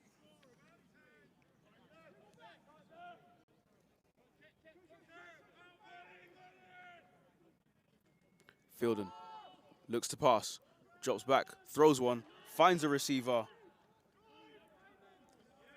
Yeah, and that's a really nice job. Both teams shown a tendency to try and run a bit of smash. That time they ran it where they sent the receiver across in motion, and then he goes and runs that corner. Cornerback drops off with that, opens up that hitch on the outside. A fantastic job of making yards after the catch to get the first down. So yeah, we can see what sort of difference it makes if Oxford plays together, and if they can build up that momentum going into the off season, maybe really build and focus around those things that have worked today, they might be able to find themselves doing well next year. Definitely, they have a big task on their hands going up to the division above now. Fielding, who handed the ball off to Fitzpatrick, and he was tripped almost immediately after receiving that ball. Yeah, and in contrast, their run game, they really need to sort of improve how they look to run the ball. At the moment, they're not doing a very good job of picking up all of the threats. So either they need to be using the RPO as more of a weapon and being more aggressive where they're outmanned in terms of the box count, or they just need to tighten up their blocking. At the moment, there's too many guys coming free, and when you go to the next level, those defensive linemen, those linebackers are going to be even better, and so you're going to find yourself getting lots of negative yardage if you can't run the ball and block up what's in front of you. Now, 2nd and 10. Fielding. Those are out wide to Bird. Has some space down the sideline. Is he still going? He gets brought out of bounds very close to the red zone. Yeah, and a really nice job there. Simple concept, just working that slant flat, but gets the ball out to the receiver, and they've done a fantastic job with just getting the ball in their hands and working the sideline. Berkshire really need to improve their tackling. They haven't done a very good job of bringing down defenders when they've had to take an angle. But so far, really nice drive from Oxford, eating up a lot of clock, controlling the ball, and it's good to see a team still be aggressive and throw in this situation. They could just go, we're going to run 3 times, don't care about the result. But no, they've been a little bit more aggressive than that with our backup QB, giving him an opportunity to get some real meaningful reps out there. You can see Coach James Kelvin on the other stream.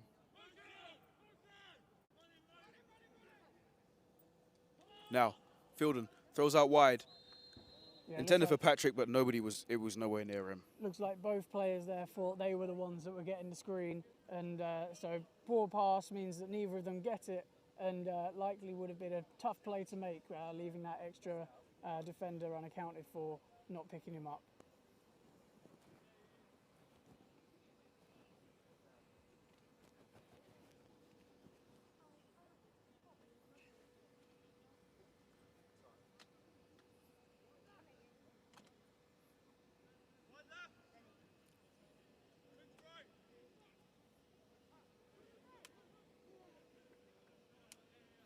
Sam Fielding in the pocket on 2nd and 10 for the Oxford Saints. In the shotgun, takes a snap. Hands off to his running back number 8, who gets hit around about the line of scrimmage. Ed Morris with arguably a yard gained on 2nd down, brings up 3rd and 9.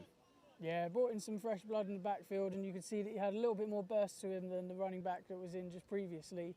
But still not blocking that second level, and so still putting them in positions to get tackled short. The running back can only do so much. You know, it's down to the offensive line to really make the play. Same for the quarterback, to hold the pocket, to block for the quarterback. It's the job of the offensive line to create the lanes and block for the running back. And if they can't do that, there's only so much that the running back can do.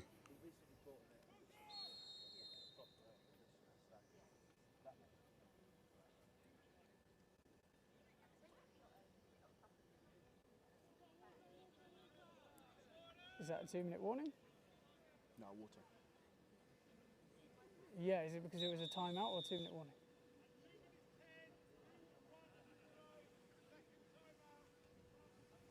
There we go. It wasn't just a water break, Kwame. So the Berkshire Renegades have used their second timeout with 2 minutes and 10 seconds remaining in the game. Just before the 2-minute warning, we may have enough time for about 1 or 2 plays before the 2-minute warning, but that's why the water break is currently taking place. So while we have a water break, Kwame, who's your player of the game? My player of the game? It's an interesting one. It's an interesting one. I think of all of the players we've seen today, we've seen obviously an open game at the start to it then becoming the Oxford Saints slowly turning up the heat and starting to put their foot down. You know, I think multiple members of the team have had a big input. You know, quite a few tackles made by Dan Britton on special teams, for example. A few big catches and runs made by Trey Lumsden on offense. You know, the touchdown and the big run across the middle. You know, a couple big punts from Martin Bryan getting them out of dangerous territory. So it's quite a toss-up, to be honest, and I think I will give my player of the match after this pass or run attempt, after this play from the Oxford Saints, where Fielden does drop back to pass and he throws the ball and that bounces harmlessly on the ground before it's caught by Morris. Yeah, it looked like they were trying to work a snag there. 3-man concept, getting that guy out into the flat from the inside. Outside guy comes and sits down with the middle player running that corner and just couldn't quite execute it there. You want to see the receiver maybe sit down, make it quite obvious to the QB where they're going to be to make it an easier throw.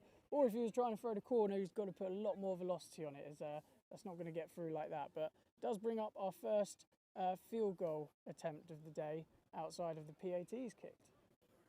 It's interesting. We'll have a look at James Moore, number 28, on this field goal attempt from quite far out. We're looking at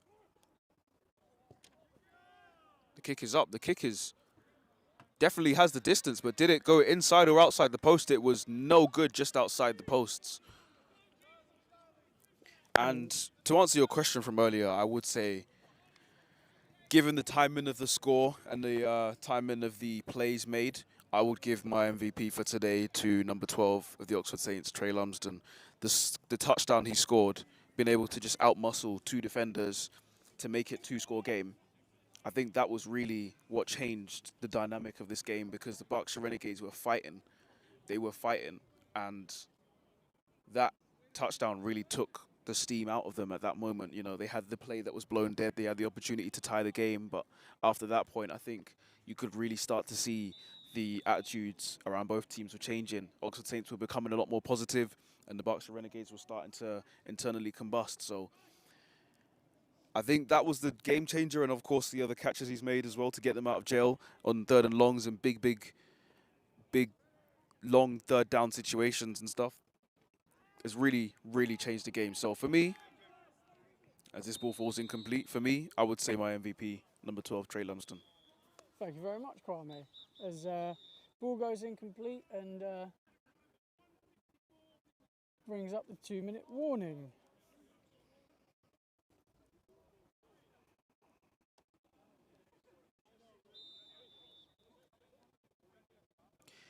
Ben Harris says, how? The answer is, I forgot. Kwame's a defensive player that completely I'm a defensive player and I forget because, look, number 16, do you know what? I'm going to give an offensive and a defensive MVP just because I've already given out an MVP, and it's kind of unfair for me to say, oh, yeah, he's MVP, and I'll suddenly say, oh, he's not MVP because someone else that I completely forgot about who had 2 interceptions. You can take it away an MVP. And number 1, Martin Raines, who had a pick 6. I'm going to go defensive MVP. I'm going to go number 16. out of the two of them, just because he had 2 interceptions, Harry Mattock, 2 interceptions, and he had quite a few pass breakups as well.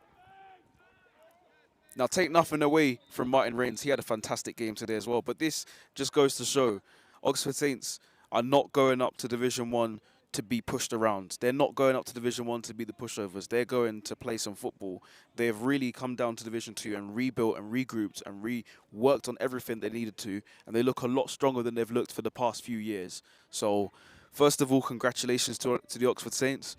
But they've come to play. They've come to play, and these boys are not joking around. So, as a former player of the Oxford Saints, and just as a Britball player in general, I'm looking forward to seeing them in Division 1. I hope they make the playoffs, but I'm just looking forward to seeing them overall. You didn't need a Christmas wish list from you, Kwame. Just optimism would have been cool. Look, I used to play for them. I'm always going to give love to these guys.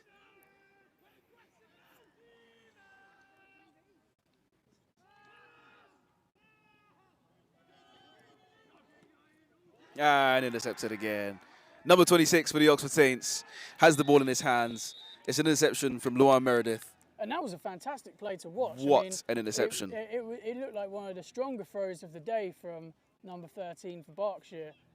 But we've talked about the discipline of the safeties for Oxford, just staying over the top, just knowing that as long as they don't get beaten trying to burst on anything underneath, the ball will find its way to them. And great job breaking on the ball, literally fingertip catch on there. Didn't get his full hands around it, but great job to make that catch.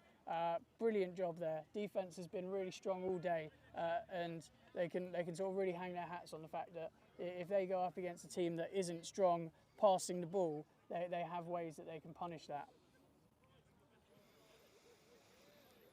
So my question to Ben Harris, that interception by Meredith, does that put him into the MVP conversation as well, or is it still garbage time? That's not a real play. Are we still going between number 1 and number watch, 16? But it doesn't count as a real play. All right, what I'll do at the end of the game is I'll flip a coin between number 16 and number 12. And if it's heads, it's offense, and if it's tails, it's defense. And that'll be my MVP for today, guys.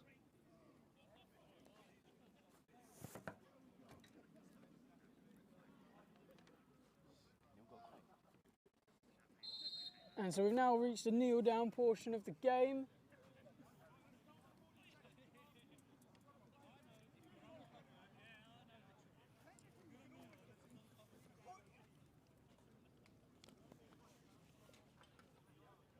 I'm going to go find a coin to flip.